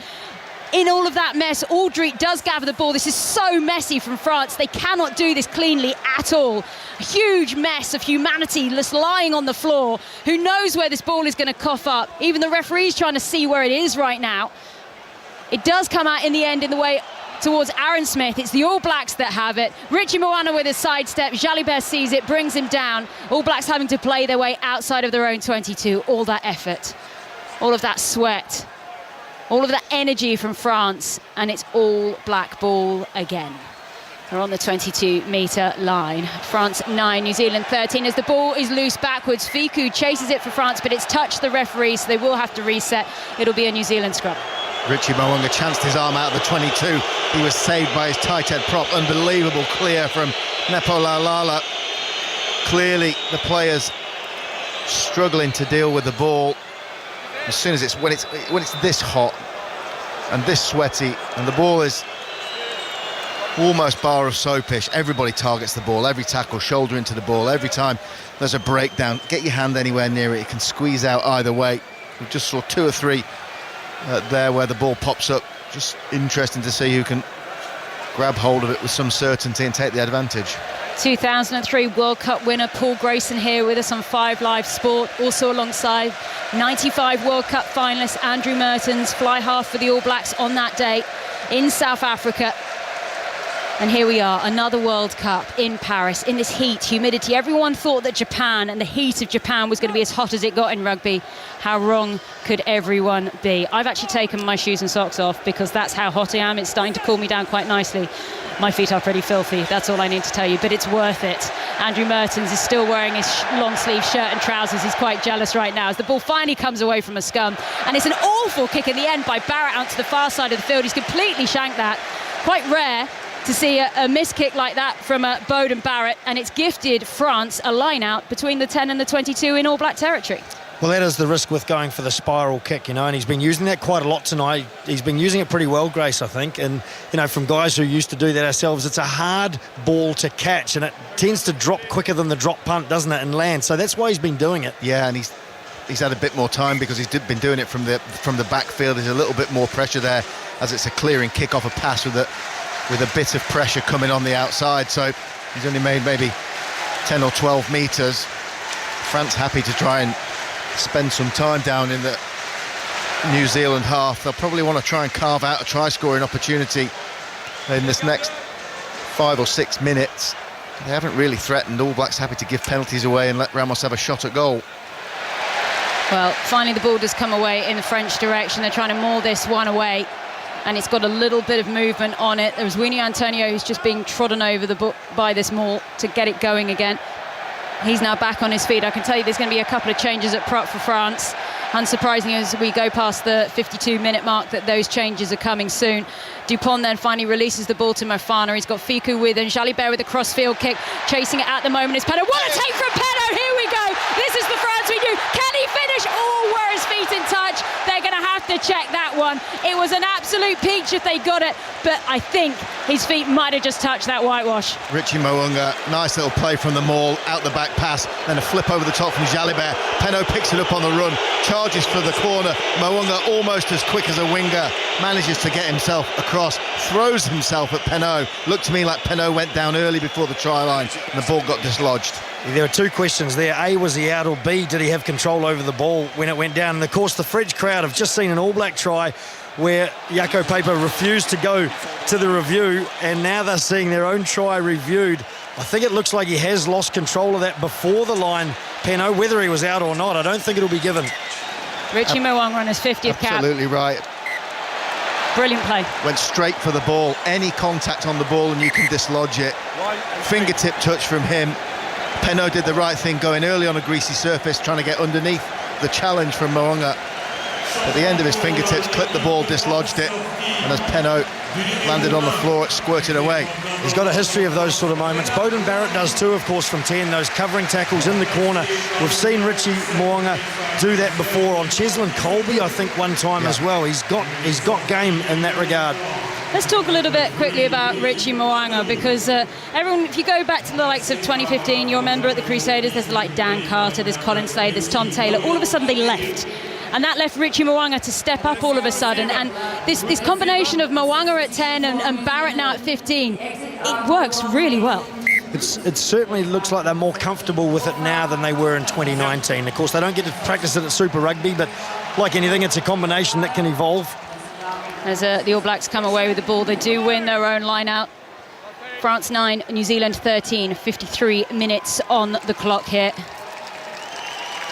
Just waiting for Aaron Smith to get his guard in so he can actually do his box kick. He wasn't quite happy with where they were standing. There are those changes now on for France. Jean-Baptiste Gros and Dorian Aladegheri are on the field. Thomas Ramos goes forward. France are throwing the absolute kitchen sink, and so far the All Blacks are saying that's absolutely fine by us. Chuck in the kettle, we don't care. Here comes Marvaka. Toulouse man probably wasn't expecting to play as much of this game as he has. Great take there by Jalibert. Ficou now managed to run his way round. The most capped player in this France squad, Ficou, as Penaud goes once again, using his footwork, socks around his ankles, and the ball's going to come out of play, but it's a penalty to France. And this has to be a sensible decision here by France, because they've been banging on the door for a while. It's a 4-point game and an opportunity there just to get a little bit closer. It's the first time we've seen a kind of a broken field attack from France turn into really good shape from the box kick. Caught on this right-hand side. They had a little run as the cheers go up because Jalibert kicks for the corner. They had an infield hit, then another one, then they swept back to the blind side. Ficou nearly got away. Penaud nearly got away. The All Blacks had to infringe. 5-metre line out to France on the right-hand side. Crowd on their feet. Other than a Mark Talea try, 3 minutes into this second half, France have basically been camped inside of the All Blacks 22, and there's an All Black hand on that ball. It does come down in the end to Mofana. He goes round the corner. The Stade de France wants something here. They've had enough of penalties. They want tries, and they want French tries as well. Ball popped up once again. Aldrit is on it now. Waits for it to come back. Cross is there as well. Recycled. Back inside. That's a lovely move by France. Jalibert is there. Passes out to Penaud. Try! The Stade de France asked. The Stade de France got. France are leading in this opening match of the 2023 Rugby World Cup. France 14, New Zealand 13. We've just seen it in the previous play. France sweeping back to the right-hand side. Exactly the same from a set piece that faltered. One punch round the corner, two punches round the corner. Then Jalibert changes direction. He is brilliant at that. Ghosting across the field. Steps on the outside, a little show and go. Draws in the last defender, gives it to Penaud. As easy as he'll score the right winger. Lovely stuff from France. Well, they played with the advantage coming from the knock-on back at the line-out. Sam Whitelock has got a history of those big moments of winning a line-out against the throw in his own 22. He did it against South Africa in the semi-final in 2015. He went up. He was oh so close to winning that ball. The knock-on eventuated, though, and France had the confidence to keep bashing away. Aldrit had a go as well. And then, like you said, Grace, the sweep back, the way it was coordinated and timed was absolutely perfect, and we saw the result. Thomas Ramos, another really difficult kick for him. He's 3 from 4 with the boots so far this evening. I don't think he's going to leave this one quite as late as he left the last one that he missed. Right boot into the sky, calm as anything, and he's got it. France extend their lead. France 16, New Zealand 13. As every single French fan is on their feet, arms in the air, the tricolores are flying. There is still plenty of this game left to go, though. Good stuff for Mathieu Jalibert as well. No doubt somewhere in the dark recesses of his mind there'll be a tiny little bit of pressure to deliver with Ntamak being injured and missing the entire tournament. Great intervention from him. That's what he's really, really good at. Creates a great try. Well, one of the things about Mathieu Jalibert that probably does work for him is the fact that Jonathan Danty, who's out injured, meant that Yoram Mofofana has started, and of course their teammates at Bordeaux, they'll have that connection as the ball is gathered by Richie Mo'unga for the All Blacks, and they put a high one into the air by Barrett.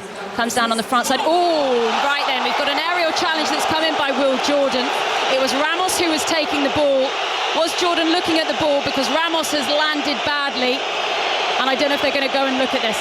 Well, he didn't get away with one in the first half, but he had a collision in the first half. I think when they look at this, they will see that there were French players. I'm obviously biased. There were French players running block, which affected Will Jordan's ability to get a decent jump in the air. He had to run round and through them, and as a result, he couldn't get a timing to get up in the air, and he's taken out Ramos. I don't think it's entirely his fault. Well, he's looking at the ball as he collides with him. And there is a duty of care to a player in the air is the only question here, isn't it, Paul Grayson? Let's listen in to the match officials and what they're saying. Yellow card, please. So it's going to be a yellow card here. It's number 14. Let's listen in. With your eyes on the ball, you also have to get your timing right. He's still on the floor. He overruns under him.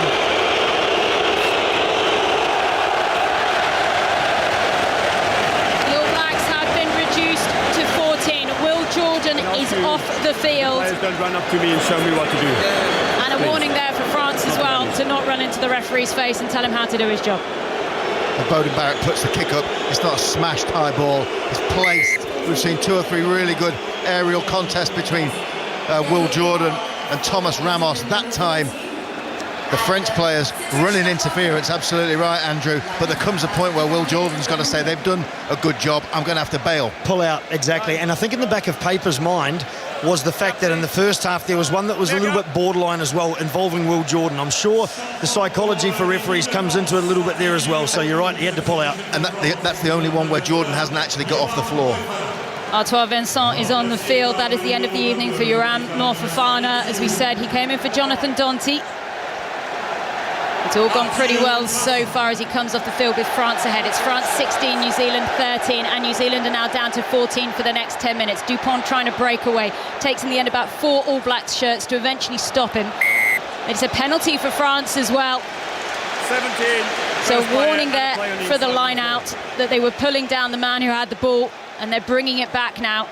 And France can just start taking their time a little bit here. They've got the extra man on the field. They can decide what they want to do with this ball.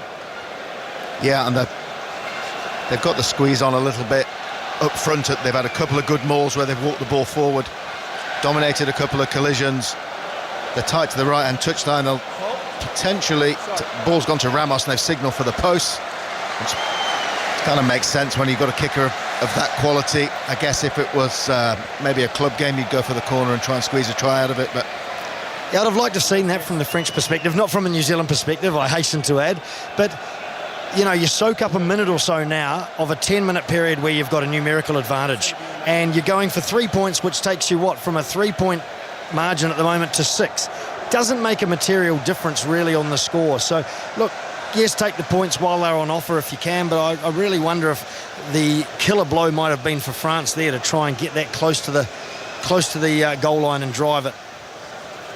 Well, they have decided to go for the post. Maybe the heat of the occasion is also a factor in this, as that goes high from Ramos. He's missed that one. It's the second miss of the evening. And so it's going to be a restart then for the All Blacks. Remember, down to 14 at the moment, but there's a 2-minute break here. As I think I just saw Serge Blanco. I saw the crowd just flash up there, and this is a water break at the moment. I think we've got full time at the moment for Scotland. Let's go and check in with Gavin Wallace. We do indeed, Sarah. Cyprus 0, Scotland 3. Goals from Scott McTominay, Ryan Porteous and John McGinn have more or less booked Scotland's place at Euro 24. That could be confirmed actually on Tuesday if Norway and Georgia draw in Oslo. Best of the 3 goals came on the half hour as McTominay bolted down the right. His low ball found the Aston Villa midfielder on the edge of the area, and he slotted home to the bottom left-hand corner. It's 5 from 5 for Scotland, and that's what you call an epic start. Cyprus 0, Scotland 3. Thank you so much to Gavin Wallace. All of our focus here at the moment, of course, is on the rugby, but there is, of course, a lot of tennis going on at the moment at Flushing Meadows as well. It's Novak Djokovic who leads 2-0 at the moment against Shelton for the time being. We'll keep you posted on that one. Meanwhile, of course, earlier today, Britain's Joe Salisbury and Rajiv Ram, they won their 3rd successive men's doubles title. Right then, there's a water break here in Paris. It's probably a much needed and wanted water break as well.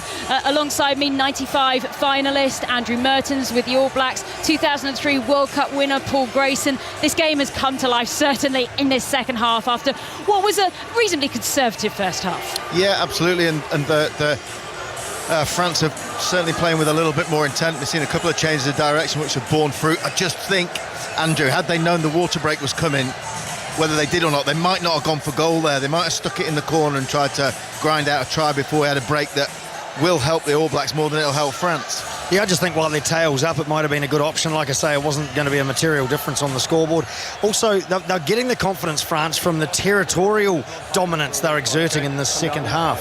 As both captains we see getting talked to there, I'm not sure what the message was. But France has certainly reversed what was a territorial advantage in the first half to the All Blacks, and they're really putting some pressure on that All Blacks defence. France 16, New Zealand 13. It's a 22 restart then for New Zealand as the ball is put up high by France. It's France 16, New Zealand 13. We've got 59 minutes on the clock, so still a good 20 minutes of this World Cup opener to go.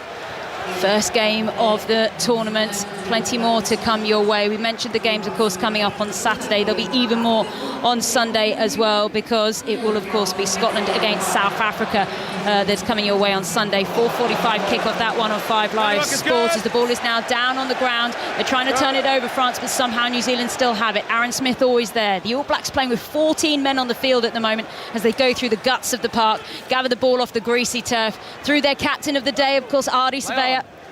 Let us not forget, of course, that Sam Cane, the All Blacks captain, had to pull out of this match in the build-up. We were told about an hour before kickoff he wasn't going to be playing. Towards this near side, great run there in the end comes by Rico Ioane.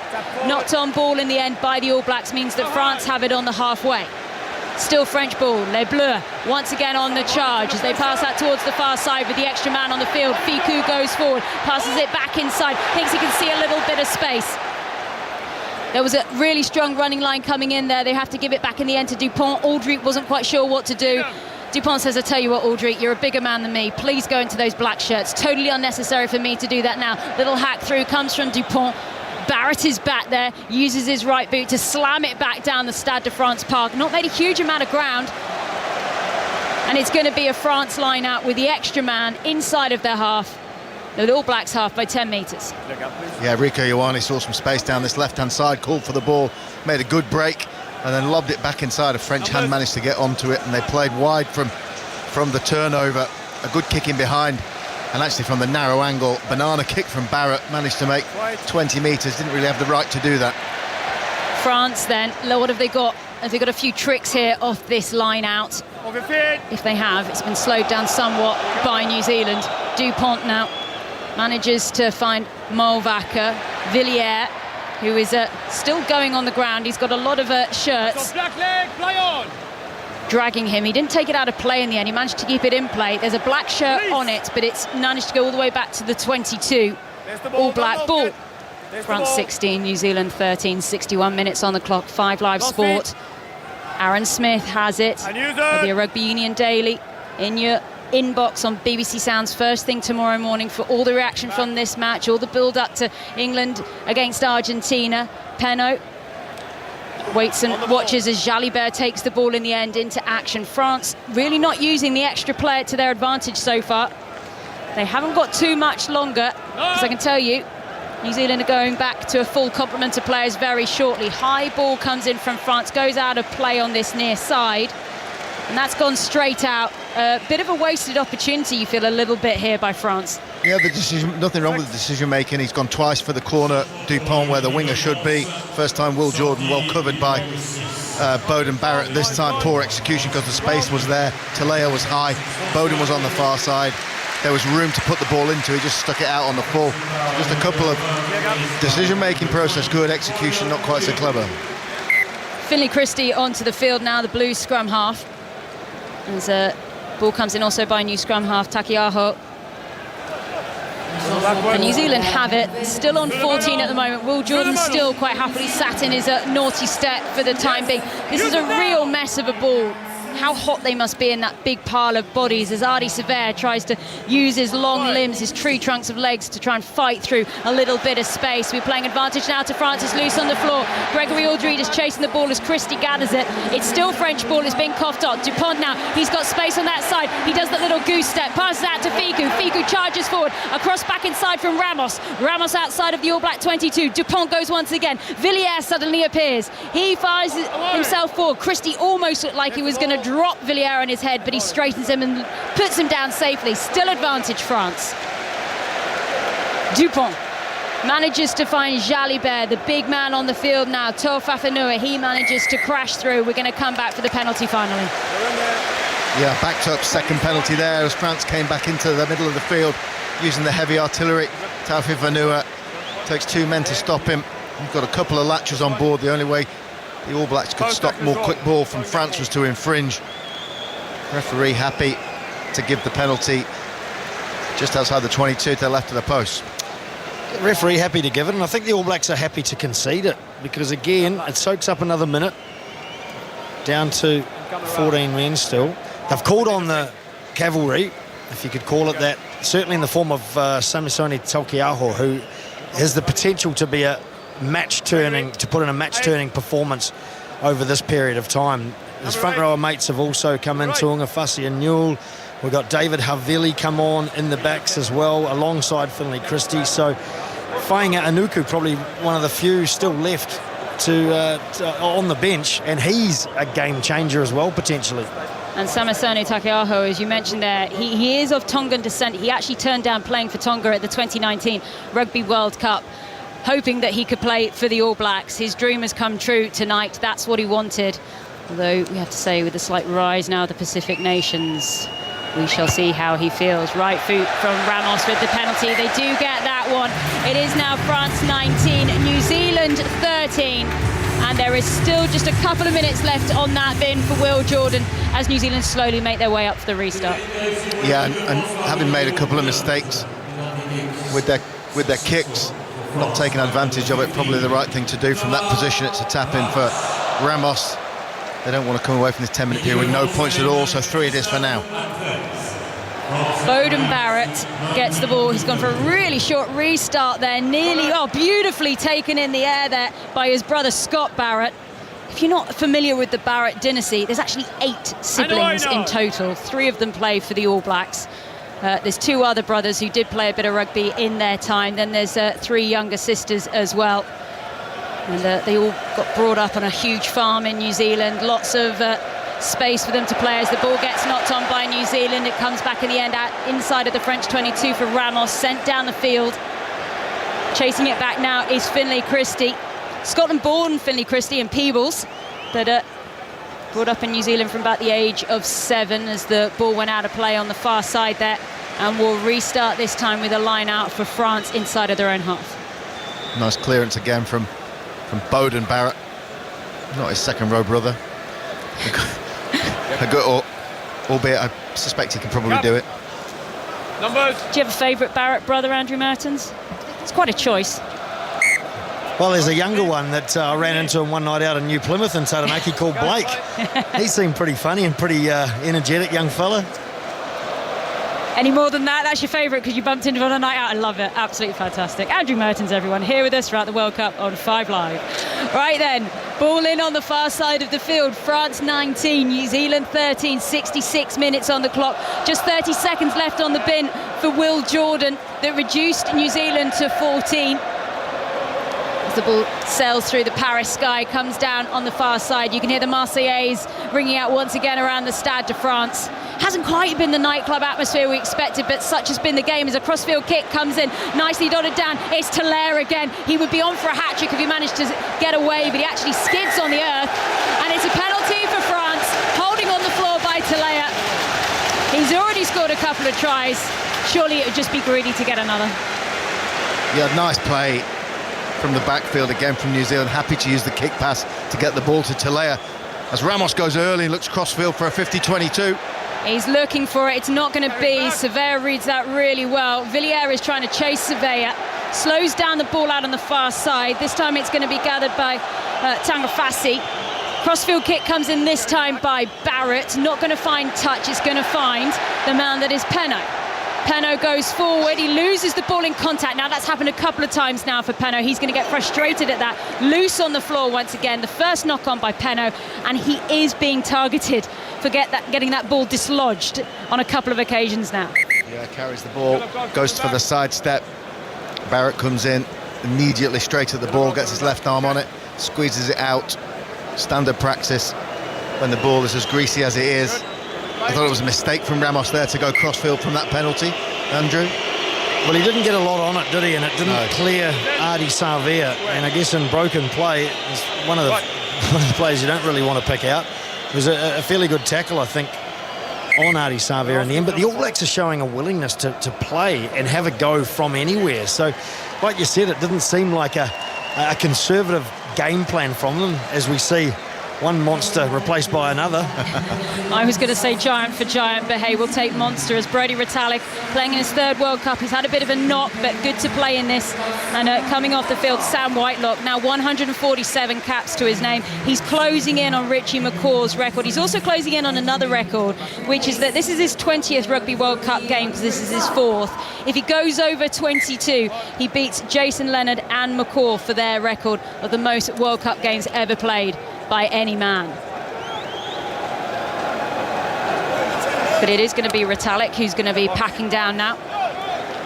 It's a New Zealand scrum. It's inside of their own half. And I have to say, I did notice it the last time that we had the stoppage in play.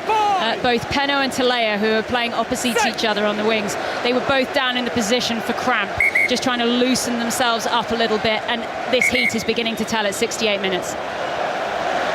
Yeah, Gregory Aldry stretching his calves. Penaud doing it too. High work rate tonight from Gregory Aldry. He's been all over the place. They use him for all manner of stuff.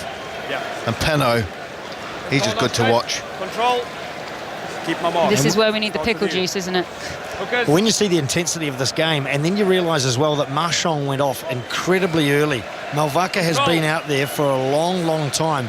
This sort of a game can turn on just one little defensive lapse, or just the inability for those jelly legs to get working after so much time in this heat and all the scrums. So let's hope for Malvaka's sake it's not him that coughs up a defensive error. Well, the fans, they've still got the energy because they've started to bounce once again. I think the last place anyone wants to be right now is in that scrum. It's collapsed, but it's got away the ball in enough time in the end. Comes away, little chip over the top comes in from Barrett. Villiers reads it really nicely. The red scrum cap of the young man. Villiers has actually missed a huge amount of the last season. He's been coming back from an ankle injury, but he's come back at just at the right time. As New Zealand have it between their own 10 and the 22. France 19, New Zealand 13, 69 minutes on the clock. Down towards the middle of the field. It's a really slow pass coming away to Talaire once again.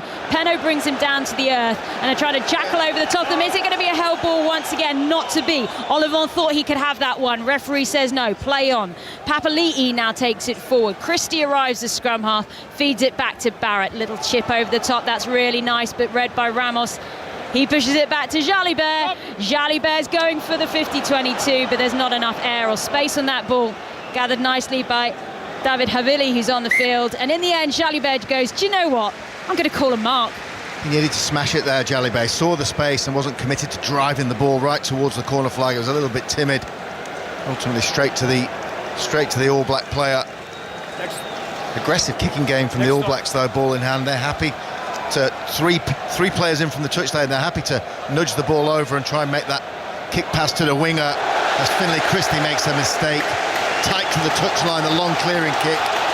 Well, from Jalibert. Looked to me like it bounced in play.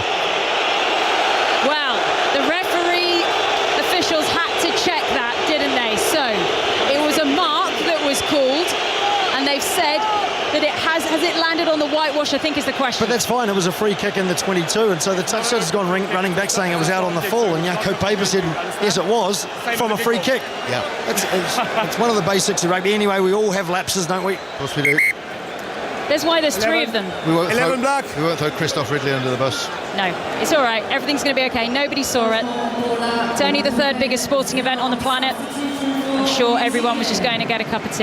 Right then, coming off the field of play is Mark Telaert, who, whatever the result of this, will come out pretty much smelling like roses, and he'll be happy with his effort with a couple of tries. Coming on in his place, Lester Fana Onuku comes on. And a bit more fresh legs in that back line for the All Blacks. Right then, Christie looks up, finds some big men. Here comes Retallick, happy to push forward. Also in there as well, Takiaho comes back to Mo'unga, high in the sky. The ball goes once again, it hangs for a while, comes down in the end to Ramos, who is caught once again in the air. We're playing advantage. Ramos has taken some terrible collisions in the air. He's clattered down 3 times now. It was Jordan who got the yellow after last time. We've got the penalty advantage. We don't know if it's going to be reviewed for any more. It was Jordan again. Just a penalty. He's saying just a penalty. But I think he's been taken out again. I thought Villiers on the edge there in terms of the interference that he ran, almost glancing with the eyes to make contact with Jordan. It was a little bump, that's Ramos. So just a penalty. Fair enough. But Ramos goes without hesitation into the air. It is, it's one of those things that makes you wince every time it happens, doesn't it? We haven't seen a replay as yet. The referee started clamping down on obstruction running, but there have been so many instances tonight where there has been obstruction and it's just gone unnoticed, and it cost Will Jordan a yellow card earlier. If they'd gone back and looked at that and said this is a second yellow, I mean, he's gone. It's a red. So can't believe they're not having another look at that. We heard from Jaco Piper that he said it was a rugby incident. We get to see and look at it now, and I mean, of course, there could be a sighting in this game as well. That's the other thing to remember, that it can be looked at afterwards. That's Villiers. That was Villiers clearly taking out Jordan. It was... Yeah, and it needs looking at. It's getting looked at behind play by the TMO. If Villiers manages to get into that space first, he has the rights to do it, straight in front of Ramos. What he can't do is play Jordan out of that space intentionally. So if they're shoulder to shoulder and he moves him into the catcher, it would be Villiers to be penalised. Referee TMO all seen it, say it's a penalty to France and no more. France have only conceded 4 penalties in this entire match. That's an incredible statistic as we close in on the end of the game. As the penalty goes over from Ramos. It is now France 22, New Zealand 13. New Zealand have never lost a pool game at the Rugby World Cup. They have a very big 6.5 minutes coming. They do, but historically, it still rings true. Nobody scores points more quickly than the All Blacks, so France need to be very careful. Here comes Aldrit. The score is France 22, New Zealand 13. And they're inside of their own 22 now. Dupont has the ball at his feet, waits for Malvaca to appear, who's put in an incredible shift for front rower this evening. Comes back to Dupont, big box kick from him. He's put a huge amount of air behind that one. Mo'unga's waiting, hanging out on the near side. Feeds Bowden Barrett, flying through. High in ball, this time it's going to land just inside of the French 22. Ramos sees he had a man coming flying towards him in the form of Havili. This time it's going to be Barrett who sends it back. We're on the halfway line, flirting around there. It's All Black ball. Are they going to turn on a bit of style now? We're going to see the All Black show finally really come to town. Release! They dominated the early passages of play, particularly in that first half. It's all been about France in this second half, but there's still time. And they did score a couple of tries through Marc Telaire. Will Jordan, big tackle coming in on him. Back towards it goes.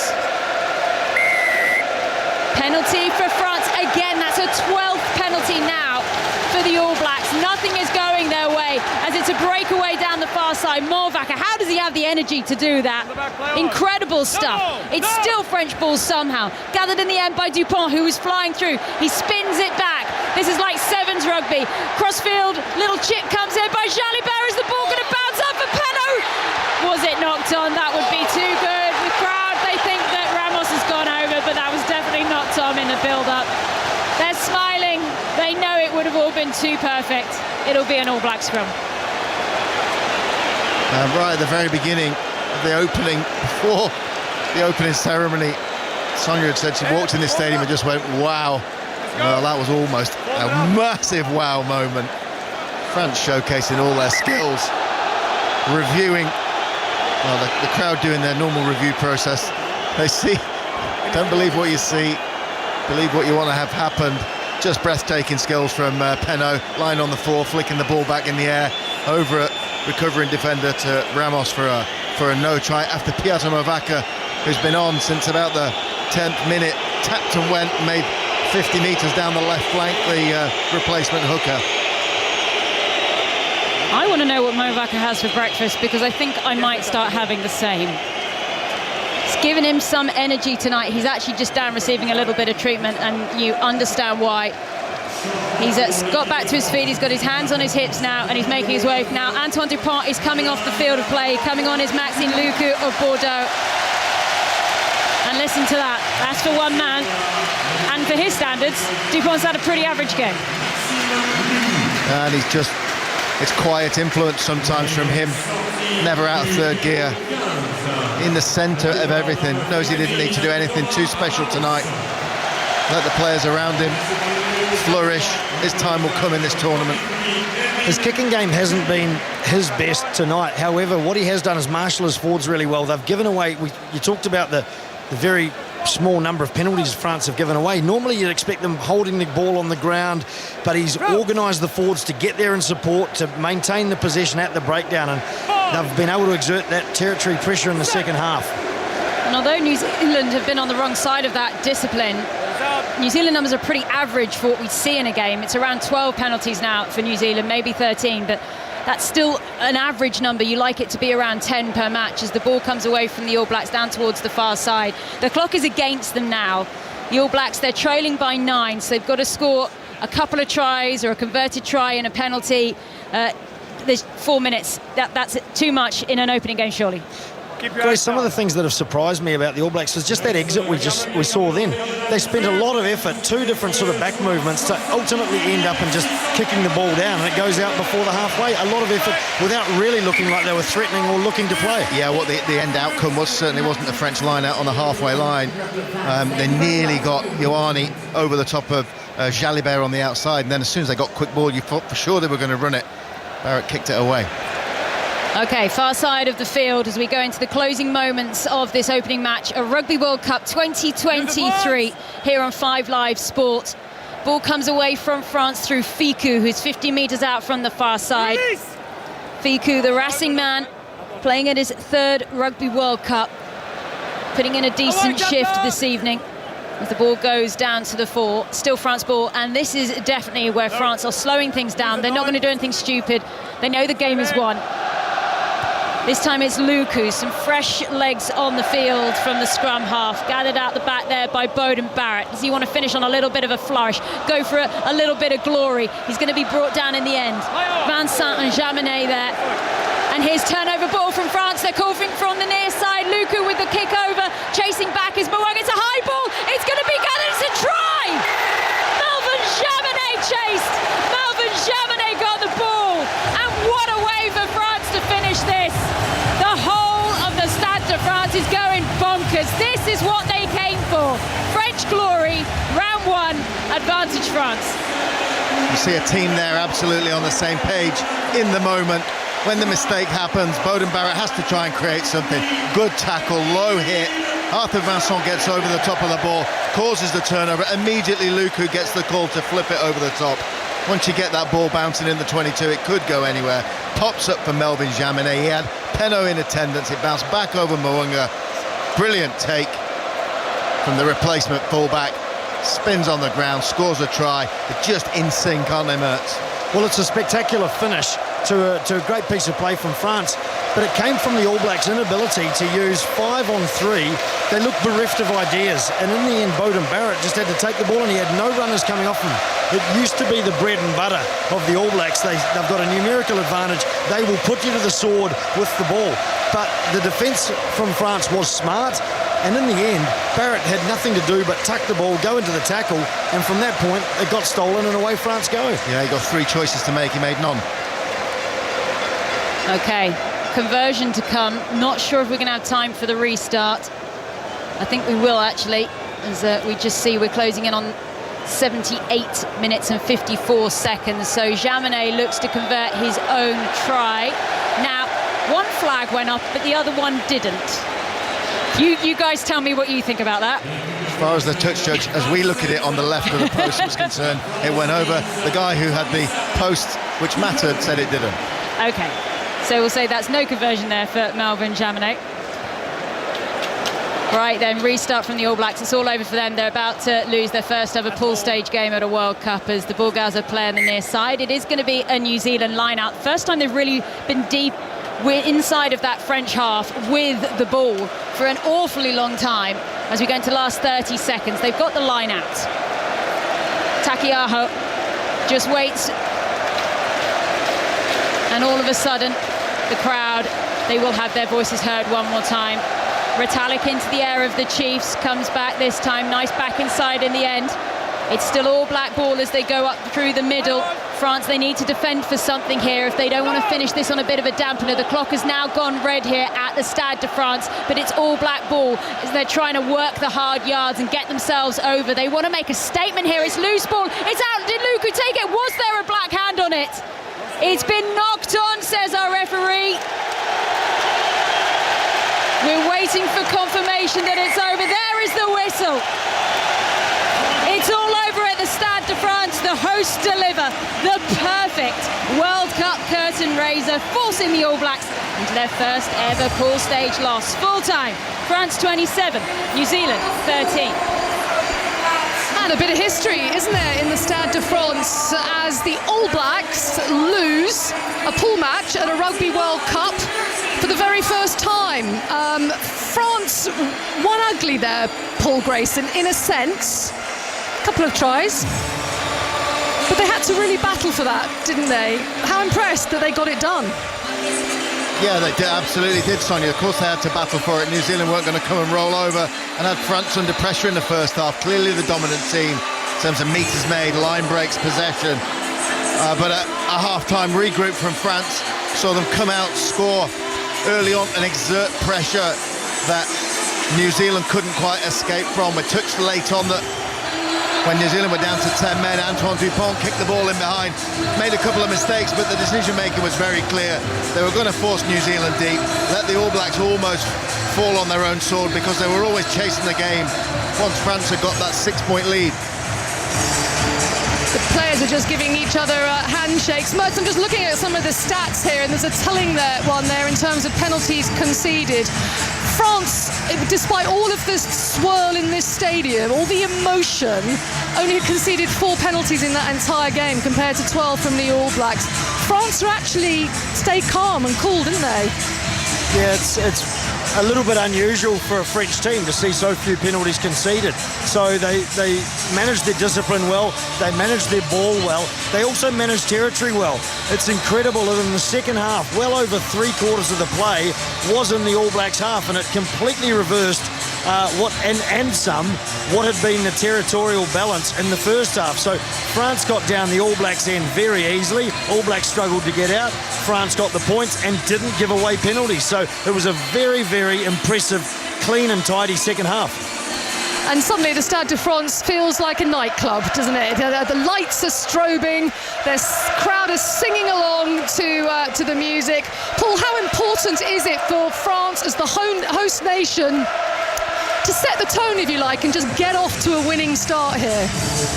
I can't find anybody thinking back who said they favoured the All Blacks tonight. We all said tight game, but the emotion and the supportive nature of the crowd in France would be enough to see their team lifted to victory. And when it mattered, they were technically better than the All Blacks. They played a better game plan in the second half, dominated territory, as Andrew's just touched on, and you felt certain that at some point they would come up with something that would make the difference. As it was Mathieu Jalibet's streaking break back to the blind side that put Penaud in the corner. But what they did do was make very, very few mistakes, and any they did make, they made close to the New Zealand line, because they were at the right end of the pitch for most of the second half. New Zealand in the middle of the pitch in a giant huddle. I wouldn't mind being a fly on the wall in there. Gregory Aldred is just doing an interview down on the pitch. He's been named as the official player of the match for this opening game of the Rugby World Cup. Sarah, Gregory Aldred, I mean, yes, he's an enormous man at number 8, but he's a proper baller, isn't he? He was fantastic tonight for France. The reason he's got man of the match is for sheer power and effort that he's put in there. The meters he's made in these conditions, we cannot stress enough. I know we've talked about it a lot. These are filthy, horrible conditions to play rugby in. The effort that he has put in this evening is something really quite special. That's why he's got it. And sometimes the work of the back row isn't always noticed, so it's nice to see him recognised. But I was just going to throw one to Andrew Mertens, because all of a sudden I've had a big memory just flash in my mind. And that was when Ian Foster, the All Blacks coach, was in his press conference, and he was asked about 2019, and he was asked, what would you change perhaps about 2019? He said, I'd probably go back and I'd lose the opening game. I'm not saying this was the plan in any way, shape or form, but they won't be panicked by this. No, I don't think so. I think, we've seen teams do it before. We've seen England go to the final after having lost. We've seen France go to the final in 2011, come within a whisker of winning it when they lost 2 pool games. So, look, of course, the New Zealanders going to take any kind of consolation out of it that he or she possibly can. They won't be happy with their second half, so they'll look at performance, but they'll say, look, we did do some really good things in the first half, but we need to be able to break down teams' defence. Too often they got through several phases and they either make a mistake, they ended up with twice as many handling errors as France, or they'd get smashed in the tackle. There were 8 dominant tackles by the French against 3 from the New Zealanders, and it was players like Aldred who was making those dominant tackles. And we should say, Sonia, a dominant tackle is basically when a player goes in with the ball and they are pushed backwards by the tackler, and they're taking away all of those meters that they're essentially trying to make in just one movement. It's not easy, and it's pure grunt that does it. Mathieu Jalibert just wanted to swap shirts with Beauden Barrett. He went to take it off, looked at Beauden Barrett, and Beauden Barrett went, not now, mate. I don't know if it's just too hot and sweaty to do it kind of like right. Well, it's a bit audacious from a replacement to come on and expect to get a starting 15 jersey, but too funny. Well, after the half-time interval, Paul, France were looked a very different team, and we had nearly Penaud scoring in the corner. It took a last-ditch tackle from Richie Mo'unga to stop him. They had all the momentum, and then there was the moment, the yellow card, with Will Jordan taken out in the air. How do you see that? Because you said in commentary, Mert, that you thought it was a little bit unfair. So it was Ramos taken out in the air, and it was by Will Jordan. You thought it was a bit unfair on Will Jordan. Paul, first of all, where do you stand on that whole incident? Because basically players do have a duty of care, don't they, to make sure that if they're going to tackle someone when they're in the air, that they bring them down safely. Yeah, there are lots of decisions to make at very, very high speed. There have been a couple of fair contests which had ended up with Ramos on the ground, and Andrew's absolutely right. Players do run interference. It is part of the game. The skill is to do enough that you're not going to get penalised, but you are going to make the chaser change his line. And sometimes, as the chaser, you have to accept that you just can't make it work, and you're not going to be able to challenge for the ball. Will Jordan left it too late to make that choice, so he didn't even get off the ground. He just ran into the space, even though he was still looking at the ball, which the onus of that, because Ramos was in the air. Jordan has a duty of care not to collide with the catcher. I thought the Villiers one was borderline, because it almost looked like Villiers was intentionally and very late impeding Jordan. Let's not forget, though, that this is looked at time and time again behind the scenes by the TMO when we're not getting the replays. So I'm not going to say that no mistakes will happen, but I would think the outcomes are probably about right. Although it's a very frustrating thing if you're the chaser. Look, I was delighted when Super Rugby started clamping down on obstruction, and I think you don't need all three of the refereeing team watching the ball in the air. High ball goes up, 2 touch judges can be watching anyone who changes line, anyone who accelerates unnecessarily, who's not in a position to get the ball, and I think it happens. And saying that, I've also got to be careful, because as New Zealanders, we're notorious for blaming referee decisions for our defeats, and that did not change the game tonight. I think France was too good, deserved winners. The second penalty was a bit more crucial when Will Jordan was penalised when he shouldn't have been, but like I say, it shouldn't detract from France's victory, and New Zealand will be taking their hats off to that French team. Yeah, France just applauding New Zealand off the pitch. We'll talk about New Zealand in a minute and the implications for them. I just want to pick out a couple of players for France. First of all, Paul, Mathieu Jalibert, who obviously has come in as a replacement for Romain Ntamack. In many ways, his little pass out to the wing, you know, isolating Mark Talea for the score. That was one of the real highlights of that second half, wasn't it? Can you understand his reaction, Penno's reaction as well, immediately afterwards? Yes, absolutely. They're a tight-knit team, and obviously when you lose a star player like Ntamack, that has a little dent, but you would circle around Jalibert because he's a class act.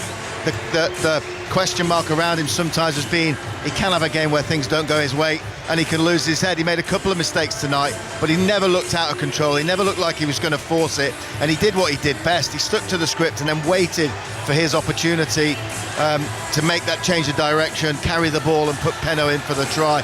He is a highly skilled player, and he's integral. France are going to win the World Cup. He's going to have to play well. He wasn't outstanding tonight, but he made the difference. Like he did last autumn, he made the difference when he had to. It was a great score by Penno. Mertz, do you think that France did anything significantly different in the second half? Or in a sense, was it just as they got further ahead with scoreboard pressure, they just relaxed, started to enjoy themselves and play their own sort of natural rugby? Yeah, absolutely. They didn't ever feel like they were playing catch-up. They were composed. They controlled their ball, like I said.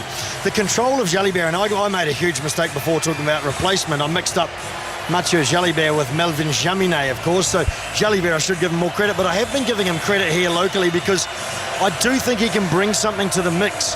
Ntamack, almost, while he's got unbelievable and abundant talent, he is used to playing a secondary role to Dupont, whereas I think Jalibert and Hastoy will come in and be a little bit their own man and maybe take some responsibility, decision-making responsibility away from Dupont, which I think is a good thing. So Jalibert, I think, worked in tandem nicely with Dupont tonight, and their control in that second half was crucial to France's confidence. Sarah, some lovely scenes, aren't there, out on the pitch with this French team doing a lap of honour. There's 1 or 2 kids down there with Dad as well. Yeah, I always remind ourselves that it's actually getting quite late here in France right now. We're closing into 11:30 at night. It's closing in at 10:30 in the UK. So there's a lot of kids that have stayed up late in France to watch this. But this is the perfect opening for France to host a World Cup. This is exactly how the plan was meant to be. And let us not forget, the most important thing for France now is, though we said whoever wins this game, it doesn't really matter. It's taken the pressure off them. They've still got a big game to come up later in the pool, particularly against Italy, Uruguay and Namibia first, but it means they can just slightly relax and enjoy this tournament. And maybe we might see a little bit more of the flair in the next couple of games. Captain Antoine Dupont is also just doing an interview down on the pitch. So what do you make of his performance tonight, Paul? He did quite maybe Le Petit General have the same influence that he often does on a French performance? What do you think? Oh, look, he was quiet, but he didn't need to be loud. He made a couple of mistakes kicking the ball, as we've touched on, but he did all those other things well. He gets himself in great positions in defence. When an extra tackle needs to be made, he will always put himself forward, as he did tonight. Look, he didn't need to be the star of the show. What he needed to be was really effective. And ultimately he was. Sign of a quality player. He still had influence on the game, just not maybe how we expected it. And he is a top player, there's no doubt. Down on the pitch, Andrew Mertens, I can see Beauden Barrett's got his back to me, number 15. All Black, nattering away to Sam Cane, the captain who didn't play today. Penny for their thoughts. What do you think they're saying to each other? Look, I think, well, they're pointing at different parts of the field. I guess the All Blacks are always going to, or any team that loses in this sort of a situation, and it did blow out a little bit the score, they're going to think about some of the little moments that they didn't win. And the game often turns on just, a handful of little moments that, whether it's a mistake or whether it's just a big tackle when there is an opportunity to move the ball into space or whatever it is, just 3 or 4 big moments in the game, if they'd gone differently, could make the world a difference. And I think they'll be encouraging one another that, yes, there's a lot of work ahead, but there was enough good play, and, just sometimes they've got to win more of those big moments. But France was fantastic today, and I think you've got to give all the credit to them rather than saying sort of it was the All Blacks game to lose. Not that you have said that, but that's what New Zealanders' attitude often sounds like. But it was all France. To go back to Dupont, he never has a stinker across the board. If his kicking game is not on, his box kicking wasn't particularly good tonight, but he's still got a really good long kicking game. He's got a great defensive game. He's got a good game marshalling the forwards. So he always has 3 or 4 aspects of 6 that always are good. But Mertz, you know what it's like in New Zealand when the All Blacks lose, right? They lost heavily to South Africa in their final warm-up match, and we've talked about it being just a warm-up match, nothing to read, nothing to see here. Then they come here and they lose their opening match of the World Cup, and they've never done that before. Back home, everyone has an opinion on the All Blacks. What will be the opinion at this stage? I mean, are they going to be hitting panic buttons? Quite possibly. It's not too often you see the All Blacks 2 tests in a row be beaten so comprehensively. And I think this was a better loss than the South African game, but there were some things that were still bemusing to me, and I'm sure to New Zealand fans.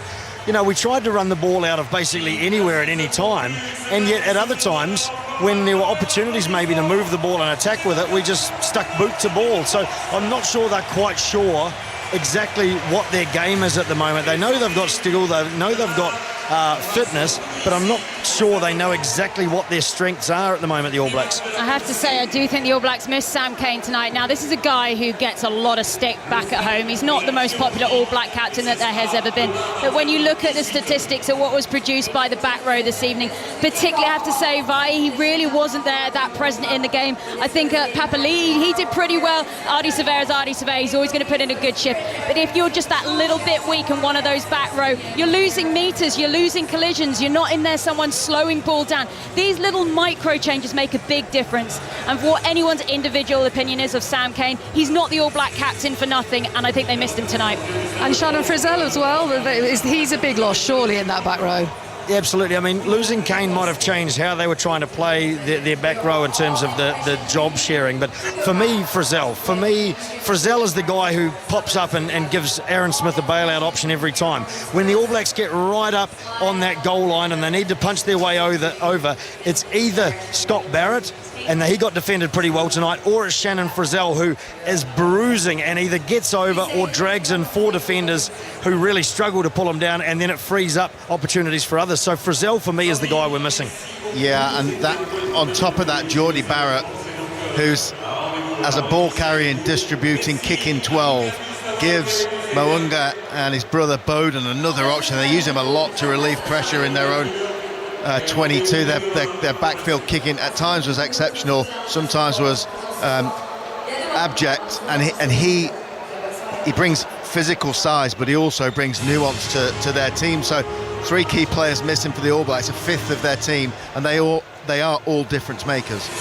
Yeah, in the plus point, Brodie Retallick got on, so that's a little bit of rugby under his belt. And Shannon Frizzell, he's not out of the World Cup, is he? He's got a dodgy hamstring, and they're hopeful that he might play a part going forward. Same with Geordie Barrett as well. France, though, the injuries are stacking up a little bit I mean, they've won well tonight, actually, to be fair, but they've lost Julian Marchand. On top of going into this game, they've obviously Roman Antomek is out of the World Cup. Cyril Bai, the prop, is a big figure for them. They've also Jonathan Donty in midfield. What a physical presence he is. And then Paul Willemser in the second row they've lost as well. At what point, and we don't know how bad Julian Marchand is at this moment, the hooker, but at what point does a team become less than the sum of the parts? You know what I mean? What point do they become weakened? Well, that remains to be seen what the tipping point is. What it's shown tonight is that they've got a squad. We've all talked about it.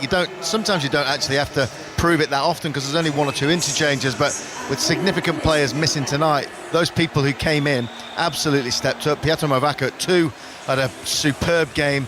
Very difficult for a hooker to almost go gun to tape in the centre. Moefana wasn't as effective as Dante carrying the ball, but he made a couple of good tackles. He got stuck in over the ball. Arthur Vincent, who's come in as the replacement for the replacement 12, came off the bench, 3 clean turnovers, which almost turned the game in that last 15 minutes and led to French points. So the test of the squad is when it happens, is the truth that the next guy's as good as or almost as good as. I think tonight probably proved it.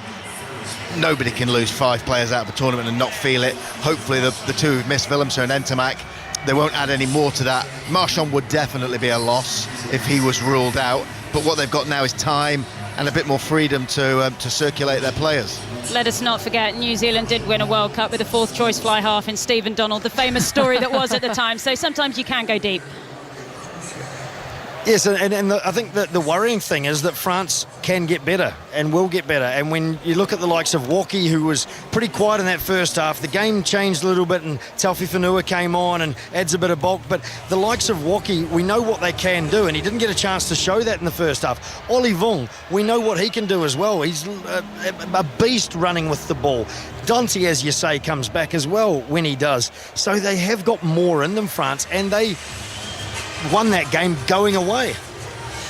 So it's first blood to France then in the opening match of the Rugby World Cup. They were winning here against the All Blacks 27-13 to inflict a first pool defeat on the All Blacks in 36 years?